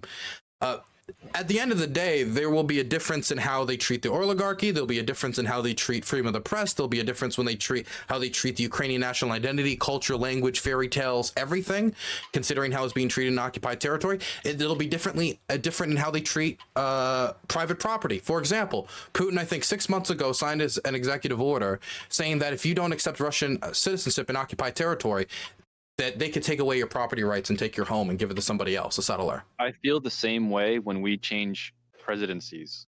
I feel like we're changing a flag over, and the view of how things are in the country are that drastically different. There is a drastic difference between living in occupied Ukraine and living in non-occupied Ukraine. And I've spoken to people who lived in occupation and Kherson and in other areas where the villages were liberated, and they expressed to me in great detail that difference. I remember I spoke to people who were in Bucha during the massacre when I was visiting the mass grave, and those were the conversations that were most stark when talking about the difference between being in Ukraine and being in occupied territory. Now, like, have you seen the videos, Dylan, of guys who are more or less about to get bombed by drones, like taking their own lives with their service weapon. A lot of them appear to be Russian. Yeah, I've seen that. Yeah. I mean, sometimes, a lot of times, what'll happen is they'll get hit once, and they're so fucked up, and they're in so much pain, and they understand that they're already screwed. So, in order to, get it along, they speed up the process. I guess that's what they're doing, right? Yes. That's It's hell. It's hell, man. Drones suck, man. The drones scare me probably more than anything else. Artillery is the main killer, but drones are terrifying. Sure. I even recently saw one of a guy appeared to be able to successfully surrender to it. I published that. Well, I didn't record it, or I was the original publisher, but I published that on my Twitter account. I've seen that video. It's really incredible how far his journey. Right? He went far away. No, I saw that too. It was interesting. Yeah. It's difficult though. The prisoner becoming prisoner right now is really is complicated though, because what did you say? You weren't the original publisher, but you posted that on your. Yeah, I posted it. That's what I meant. Yeah, but I didn't publish it. I wasn't the one who found this video and published it, but I posted it. Yes. Yeah, that was a crazy video. It was crazy. Totally. What was the video? There was a Russian soldier who was in a situation where he was basically he was in like no man's land, and he looked up and he waved at the drone, and he was like he was indicating he wanted to surrender. So the Ukrainian unit tied a note to the drone, dropped it to him, and told them follow the drone to surrender. And so then he followed the drone back to the Ukrainian position, got in the hole, surrendered, and he's still alive as far as I know within Ukrainian captivity. Wow, yeah, that sounds crazy. How do we know that's not like fake? That though is a rarity. Let me be clear. What's much more likely to happen is you get blown up. Right. Yeah, I mean, you do have a fair point. Like, is that propaganda too? How do we know? Well, I mean, I've seen videos where like Russian soldiers were like no, like when the drone's over them and they'll still get bombed. But I also, when I see these videos, I hate to be devil's advocate here a little bit, but I will be. If this is a position where the Ukrainians can't get him, or they don't believe they can get him to their position, then in the Ukrainian mind, it's like, well, we either kill this guy or we let him go, and then he gets another gun and they'll just send him at us the next day anyway. So if we can't get him right now, then we just kill him. And at least that seems to be the logic most Ukrainian soldiers use. Yeah, I just feel like the easiest. Like, for example, on D-Day, the U.S. troops shot a lot of German POWs because they didn't have the capacity to take POWs. And this isn't the exact same because they didn't capture them, but they can't capture them, so you can't surrender somebody you can't surrender to somebody who can't capture you. That's allowed in the Geneva Convention in that circumstance. Hey, by the way, yes. Dylan, what does your tattoo mean? This one? Yeah, that one.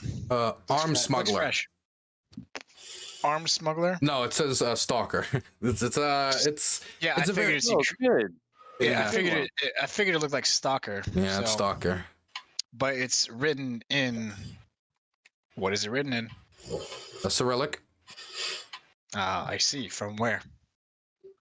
I mean, this could be either Ukrainian or Russian because it uses the commonalities. I see. Why stalker? So, do you think this is a civil war? Okay, sorry, you asked two questions. Whoa! But why stalker? That's a very powerful word. So there's a stalker. There's a few things. Stalker is in reference in one point to a video game series called the Stalker series from Ukraine, which is really, really. I love the video game series a ton. It's also a reference to a Soviet movie, but also it's a reference to the people who work around Chernobyl, in the Chernobyl zone. I knew it. You went there for a fucking video. They're basically part of it was video game, yeah. But I also like the aesthetic. Scavengers. Are you military scavenger? I scavenge every once in a while, but very little. Like the things I scavenge, like it'll be like I find a patch or something like that. Am I military? Yeah. No, I'm not military. I see. Sniper. I'm a soldier in a different front of the wall, my friend. I'm much better at taking. I'm a much more of a lover than a fighter. So you have an emotional bond. So you're saying that you have a sexual addiction? Yes. What is that behind you? A donkey? All right. Yes. Well, you put It's it's a Democrat donkey. Oh, I thought you were Watch out, guys. He's got a donkey. I got a Democrat donkey. Hey, River Bojack. Thanks for the raid. That's made in China, right? That's the only way that works. Oh, let me guess. I bought it at the White House shop, actually. Okay. Then it's guaranteed. definitely. Let me see. Future Taiwan. Come on. I'm thinking of Vietnam. It's China. It's China. That's classic. They put it on. Of course, it's China. It's always fucking China. Thought it'd be made by some Scranton Democrat, but no. Scranton, Sorry, buddy. Scranton Democrat. It was made by the guy that had the stroke himself. What was his name? Scranton locals will like that guy. All right, what do we got here? You're Scranton, Pennsylvania, right? Mm-hmm. Joe's from Scranton, Pennsylvania. I think the Scranton area, in Pennsylvania. I know he was also the senator for Delaware. That's roughly where my family. Supposedly, they're saying that he was only there for a couple of years and he wasn't a real citizen, not like a real town person. You know what I mean? Like when you're there, when you live, he wasn't a townie.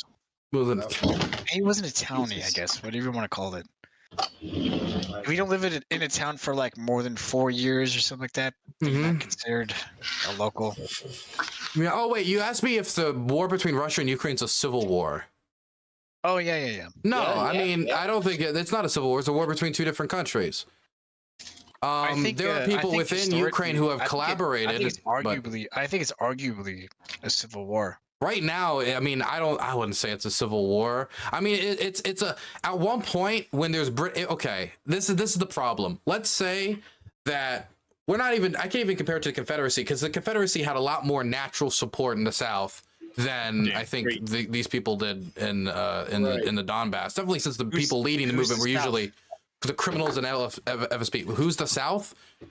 In this, yeah. I mean, I guess it would be the Donbas or the secessionists, right? There's the secessionists trying to fight for their Russian traditions, you know. But the problem here I would have with that element is, number one, there was much less support in the South. Much less support in the Donbass than was support for the secession in the South and the Confederates. Number two, the Confederates were not armed primarily by the British. They were able to get their own arms from stockpiles that they captured, where the rebels in eastern Ukraine were primarily supplied by the Russians. And every single time when the rebels would lose, the Russians would simply send their tanks across the border, have them remove the patches on their arm, and fight the Ukrainians with the rebels, and then make them win the battle. That's every single time the rebels were cornered in some way, the Russians would just intervene in that way to tip the scale back in the favor of Igor Girkin and the other FSB agents that were organizing resistance. What are you talking about? I'm saying that the Russians would directly interfere in the war with its own army and would fund the rebels at every opportunity while supplying it with the PMCs and soldiers necessary to sustain itself. At what point is that a civil war? And at what point is that a occupying force working with collaborators? Hold on. Yeah, this was back in 2014, 2015, 2016. 2014 was when Crimea was annexed. There was no war there. 2014 going into 15 is when the war in the Donbas and the ATO started. The war in the oh, you mean the skirmishes? Okay, well, those were full battle. I don't know if you call that shit skirmishes. I would call that skirmishes. Yeah, 12,000 people died. I don't know if that's a skirmish. Yeah, 12,000. 12,000? Drop in the bucket. Drop in the bucket. You got 8 soldiers. You got 12 green men in army uniforms. My point is, at a certain point, that's the invading force invading and doing all of this. Because when you say civil war, it makes it sound like this is like a natural component that just rose out naturally and it isn't people collaborating with an occupier. It probably is. So now, hold on a second. Let me ask you a question.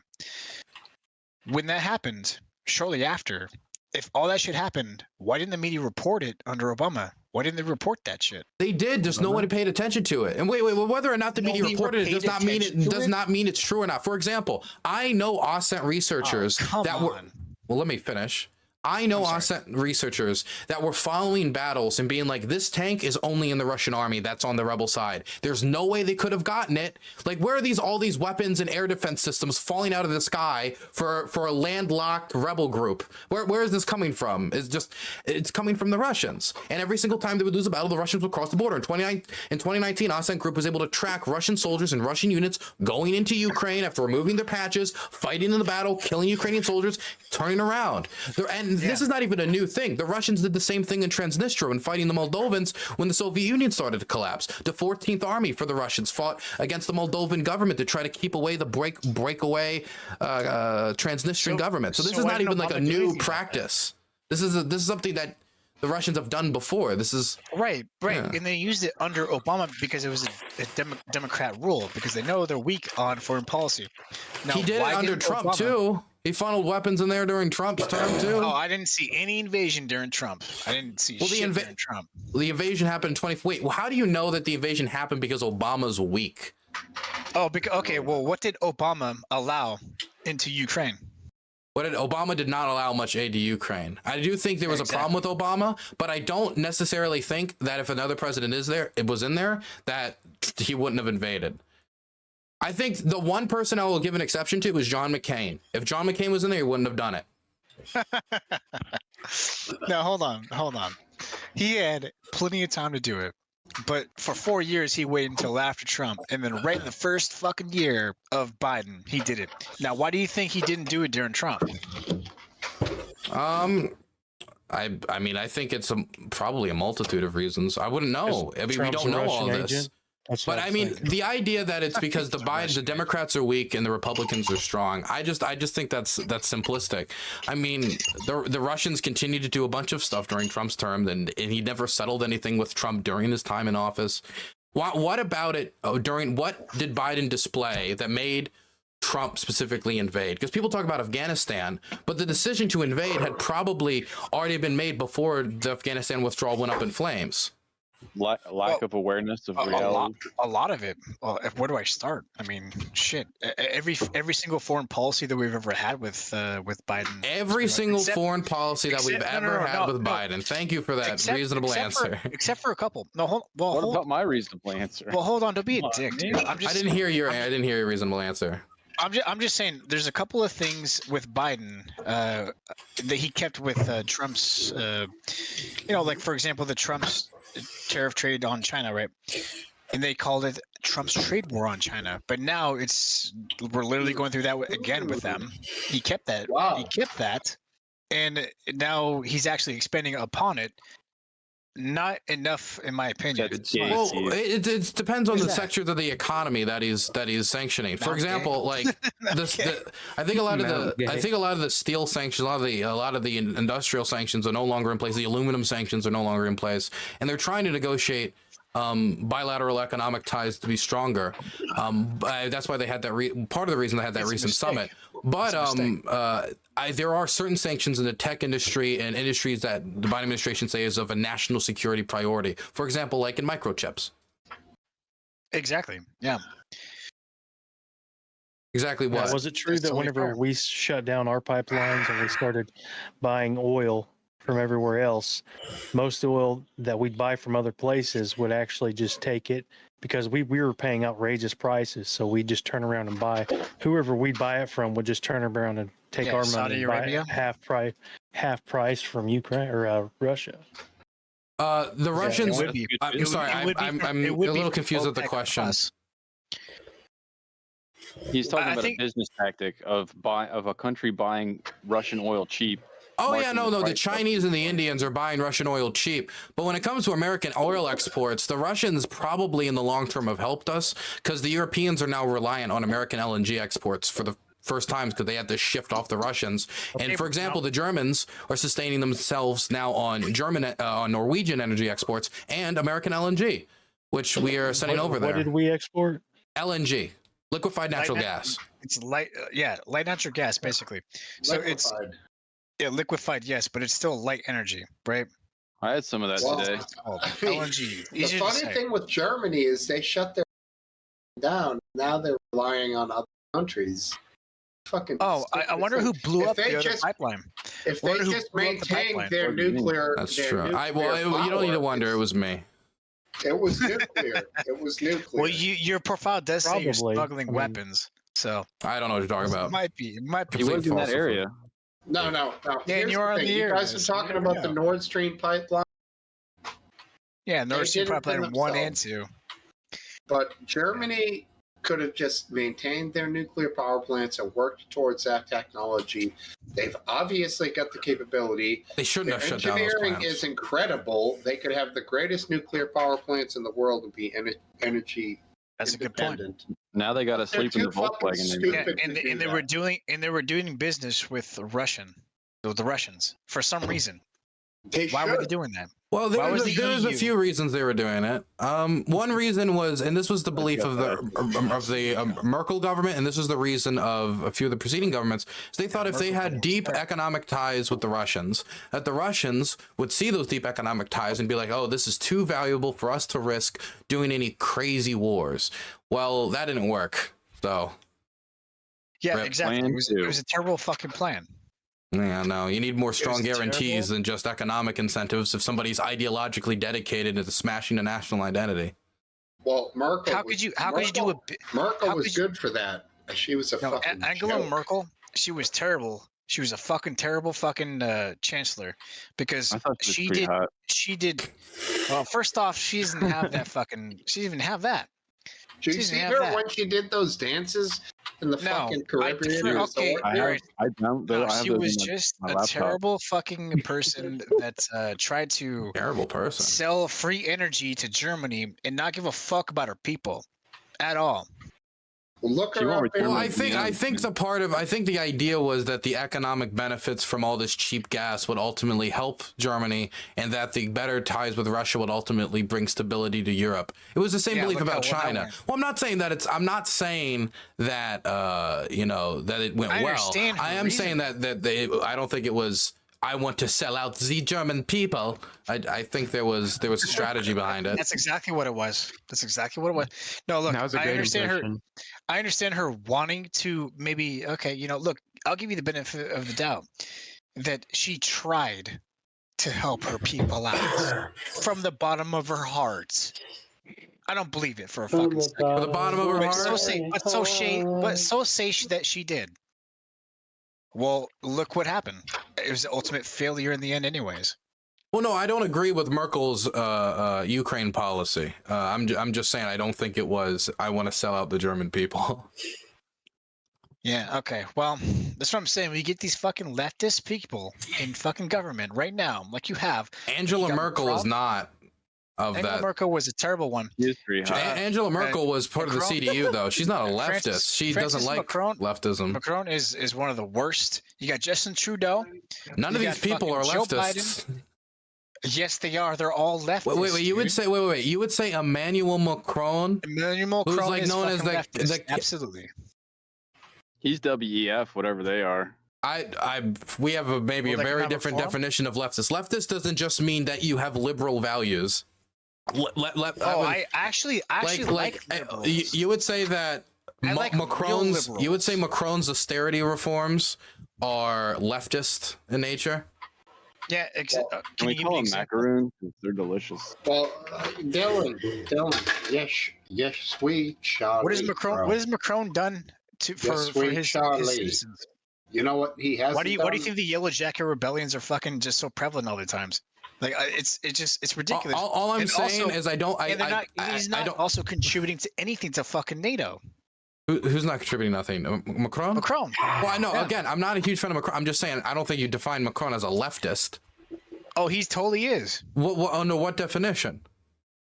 Where do I start? Well, I mean, because I always thought leftism is like you have like socialist or socialist agentist beliefs. That's leftism. So, or am I wrong? On Iran? What about Mark? Is leftist just you are on the left-wing political spectrum in your country? What do you define leftist as? Well, anybody that's willing to accept and abide by illegal immigration. That's what leftist is. I don't think that. That's the turning point right now. That's a very big issue at the moment. Well, then that would mean the Koch brothers are leftists. Who the fuck are the Koch brothers? The Koch brothers are very big right-wing businessmen who finance a lot of money in politics, big oil boys, but they believe in the free movement of labor because they want to have cheap labor. Are they now leftists? Yeah. That doesn't make sense. That's a capitalist incentive. Well, then I would consider them leftists. You consider the Koch brothers leftists to be okay? Sorry, let's pause this for a second. You consider the Koch brothers leftists?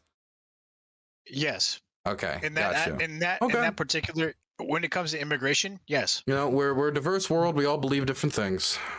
Before 2020, Bernie said that the Koch brothers were for open borders because they got cheap labor from them. Yeah, fuck open borders. I think open borders. I don't think open borders has anything to do necessarily with leftism. You could be a hardcore capitalist. You could even be a right winger and be in favor of that. No, I think it's very dangerous. It's very dangerous to have just open borders. Well, but okay, you being against the policy is different from it being leftism.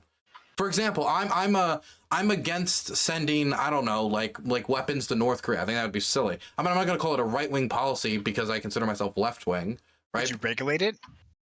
Isn't it? Would you not regulate? What do the Koch brothers believe in immigration? What do they believe in? What I regulate? What believes in sending? What I regulate regulation? Me personally, yeah, I do. No, hold on. No, what I'm saying is, would you not regulate if you're being brought weapons like your own example? Would you not regulate it? I would stop the weapons from going to North Korea. Yes. That was your example. Okay, sure. So what I'm saying is immigration. So it's like, would you not regulate it? Well, yeah, you can regulate the immigration, but I don't know how any of this has to do with leftism. You said leftism is when you let in the illegal immigrants. When you just accept so many masses of people without regulation. That's left. That could also be libertarian. You sound like an ANCAP to me right now. That sounds like ANCAPistan to me. If I talk to anarcho-capitalists, they're going to say that, like, open borders, no regulations, let the companies deal with everything. Is that a leftist? Yes, it is. Okay, well, I do not think an anarcho-capitalist would be a far leftist. I don't think that makes any sense. Hey, you know what? Call them a far rightist too. You know what? It's so. What was it? What did Last Stand say? I don't think these words mean anything. What leftism is just when illegal immigration. Wait, it wouldn't even be illegal immigration if they made it. When you have massive illegal immigration, when you have massive amounts. But that's not leftism. That's just that could just mean you have a refugee crisis. And the people vote against it, but the states say you have to do this. You think that's okay? It wouldn't be illegal immigration if we made it legal. It's true. True. Good point. Thank you, pizza. Why haven't I thought of that? Yeah, great. Okay, yeah. How would we all the White House? I just don't understand why this is your definition. Because if somebody was to ask me what is like, because it's a leftist idea. Everyone you hear saying that it's okay to have an open borders from the left, it's a leftist idea. That's not necessary. That's not okay. If you go to that's also like modern term left. Is that right? It might not be a widely held leftist belief, but it is. No, wait, it's not even necessarily leftist belief. There are right wingers who believe in open borders. There are libertarians who believe in open borders. There are not Are you telling me there are not libertarians that believe in open borders? You're going to tell me that? No, I was talking about right-wing people. I wasn't talking about libertarians. Libertarians leftists? Real fast and then jump. I mean, this is not a real definition of. If libertarians are now going to be used the same word to identify a Stalinist, like these words no longer mean anything. Well, if you refer to political compass memes on Reddit, you'll see that left and right are opposites, and then authoritarian and libertarian are opposites. So you can be lib left and lib right. Exactly. Or you can just be libertarian. So libertarian beliefs are separated from. What makes open borders a left wing belief? Because I would say open borders is probably like a third dimension. So you don't agree that open borders is a left-wing belief? Okay, gotcha. Do you think banning like ARs is a leftist idea? Not necessarily. No. What's a leftist idea? Wait. There's leftist gun clubs. There's like the John Brown gun club. There are left-wingers who believe in arming the proletariat. I don't think it's necessary. There are right-wingers who believe in gun control. Yeah. Well, there's to a certain extent, yes. gun control has a lot of different layers to it. That would be drawn against. That would be drawn on the y-axis, which is authoritarian versus libertarian. Do you think the majority of I just don't think open borders is necessarily leftist. I think it's a far left. I'm not arguing it absolutely is. That's all I'm saying is that if somebody says they're in favor of open borders, it's like that doesn't make them necessarily leftist. I think open borders is definitely a leftist position to take for sure. But how? Okay, so an anarcho-capitalist comes up to you and they say, "I want open borders so I can have the tiniest of Guatemalan children sting their tiny little fingers into the gears and get my machines running, so I can make all the big Scrooge McDuck bucks." Is that a leftist? That's an exception. I think that's a leftist there's an exception to every rule. That is a leftist. I just don't. How is that? I don't think leftism has anything to do with predatory, exploitative capitalism like that. Children. He's hoping that human trafficking for children is coming across the border. That guy should be put in fucking jail. Whether or not that guy should be put in jail. You said the border really pertains to, such as how many votes a state gets in the electoral college. Yeah, what the fuck? Put that guy in jail. So whenever we have all these illegals coming over, the electoral college goes by population, not by citizenship. Mm-hmm. So whenever we're sending all these people out, like I'm a photographer in my area. I live in a red state, and 90% of the people that bought houses in my area were sight unseen from two places, California and Texas. And it was Texas people. Every one of the Texas people said, "Well, we're leaving because they're California to turn Texas blue," and California. Every one of them that I met, they're like, "Well, we're not those kind of Californians." So, but all in all, when we let the illegals in, we send them all over the U.S. It's inflating the electoral college, making it where they can actually get more votes, electoral votes. Wouldn't that also apply to red states like Texas and give them more electoral college votes and then help the Republicans? Well, that's the thing. I think red people don't want it. Red people don't want it. No, that's not true, because you had to redistrict, and you would redistrict probably towards what of a city, right? And a lot of Texas cities are blue. So if you redistricted that state, so it's leftist because the political you would get more electoral votes. Okay, I'm sorry. Towards the Democrats. You're not saying that necessarily because you're talking about something different. But I just want to get past this. That no, I'm not. Somebody can believe in open borders and not be a left winger. They can have it for completely separate motivations, right? Like someone could be a right winger and be in favor of gun control, and someone could be a left winger and be in favor of gun control, or vice versa. Like that exists. Yeah. I think it's an establishment like agreed upon. We're making stereotypes. Okay, I just didn't like that definition of leftism. I said, "What's your definition of leftism?" Is when you let in the illegals. I was like, "That's not that. Not that precise." That's not what I said. That is what you said. Yeah. That's not what I said. That is. Can we play back the tape? How old are you? Yeah, no. How old are you? Like, come on, dude. Like, come on. You gotta react with a mature way. Like, that's not what I said. That is quite literally what I remember it. That's 100% what you said. That is what you said. If I could just say, this is usually the leftist position. This is usually what leftists take. So usually what I associate with open borders is leftists. I asked you, what's your definition of leftism? And you said it's when you let in all the mass immigration. Nope. What he said. Okay, we can go back and check the clip if we want. If we want to play that. There is no clip. Go ahead. If you're recording me without my consent, it doesn't really matter. We can agree to disagree. Fucking just do it, dude. Just show the clip. Okay, if somebody wants to get the clip, watch it. Are you recording? Yeah, I'm streaming. Yeah. Oh, I don't know. Okay. Tell Dylan. Question for Dylan. Do you believe that U.S. citizens should have the right to bear arms? Are you for or against? Okay. Because I would think that seeing what's happening in Ukraine firsthand, if you live there, you would want the ability to have weapons in your own home. If all of a sudden there was a situation like that. There were a lot of stories I was told of people taking guns and like hiding it in trees in the years preceding the war in their communities, specifically for a scenario like this.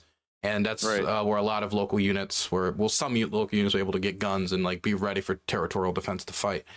Right. But yeah, I'm in favor of the Second Amendment. I will say that we have a bunch of things like natural barriers and a gigantic armed forces that makes a foreign invader very unlikely.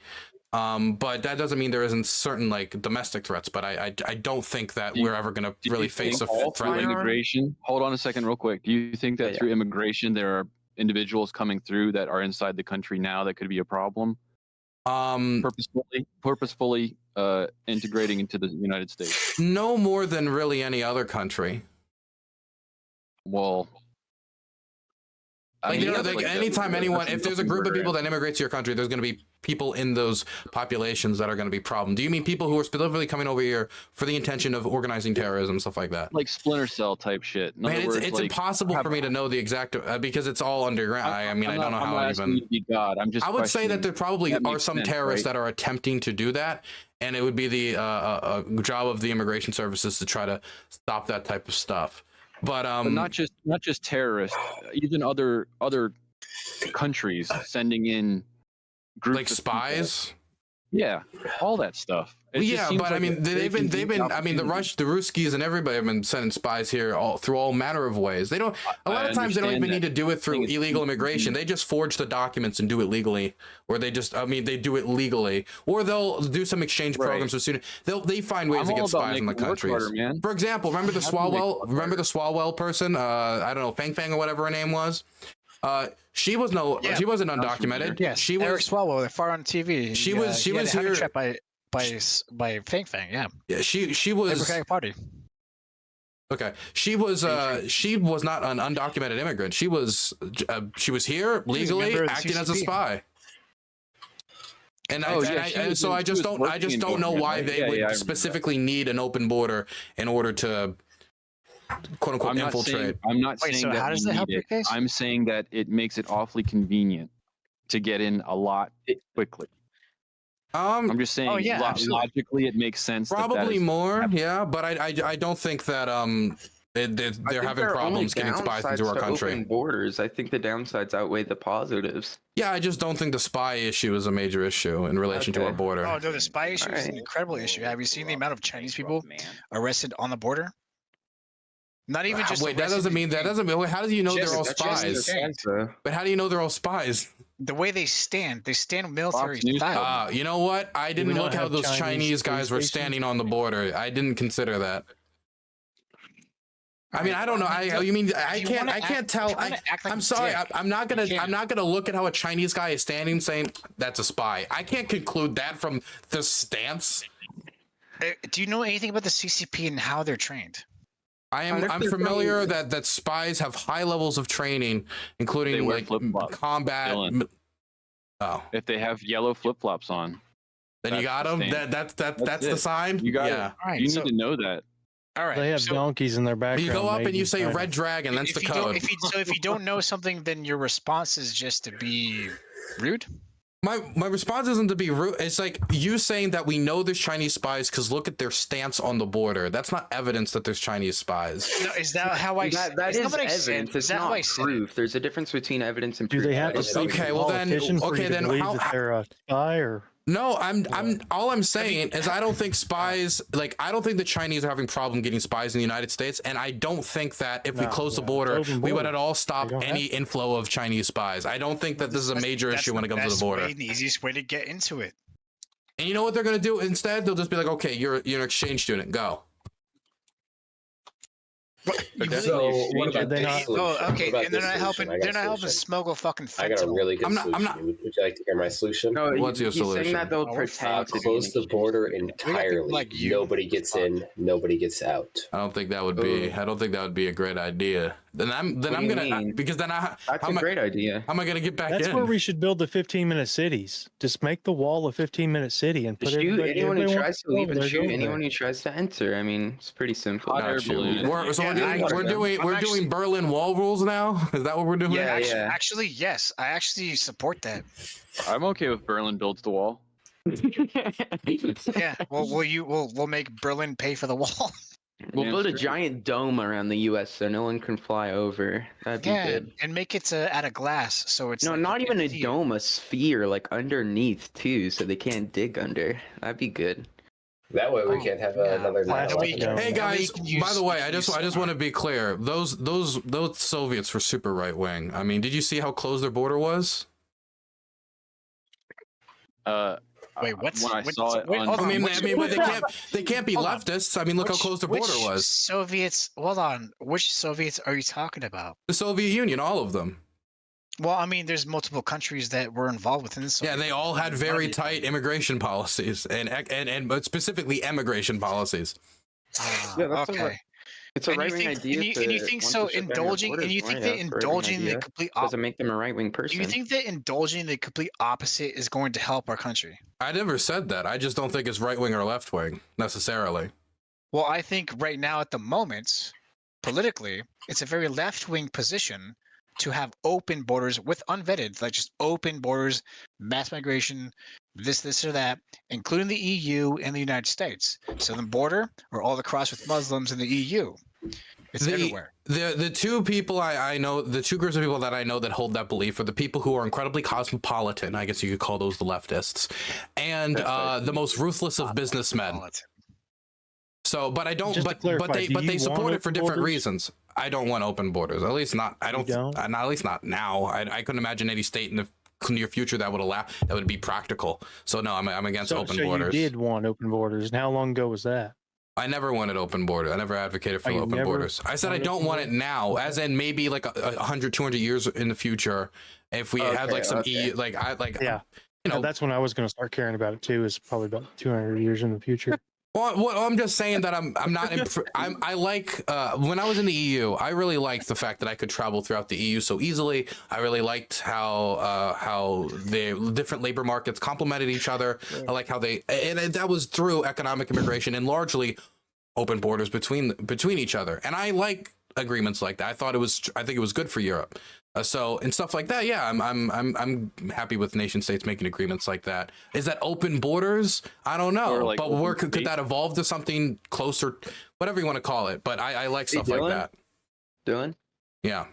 Can we swear on your stream? Yeah, you're allowed to swear. Can I say the R word? If you want to. Okay. Republican.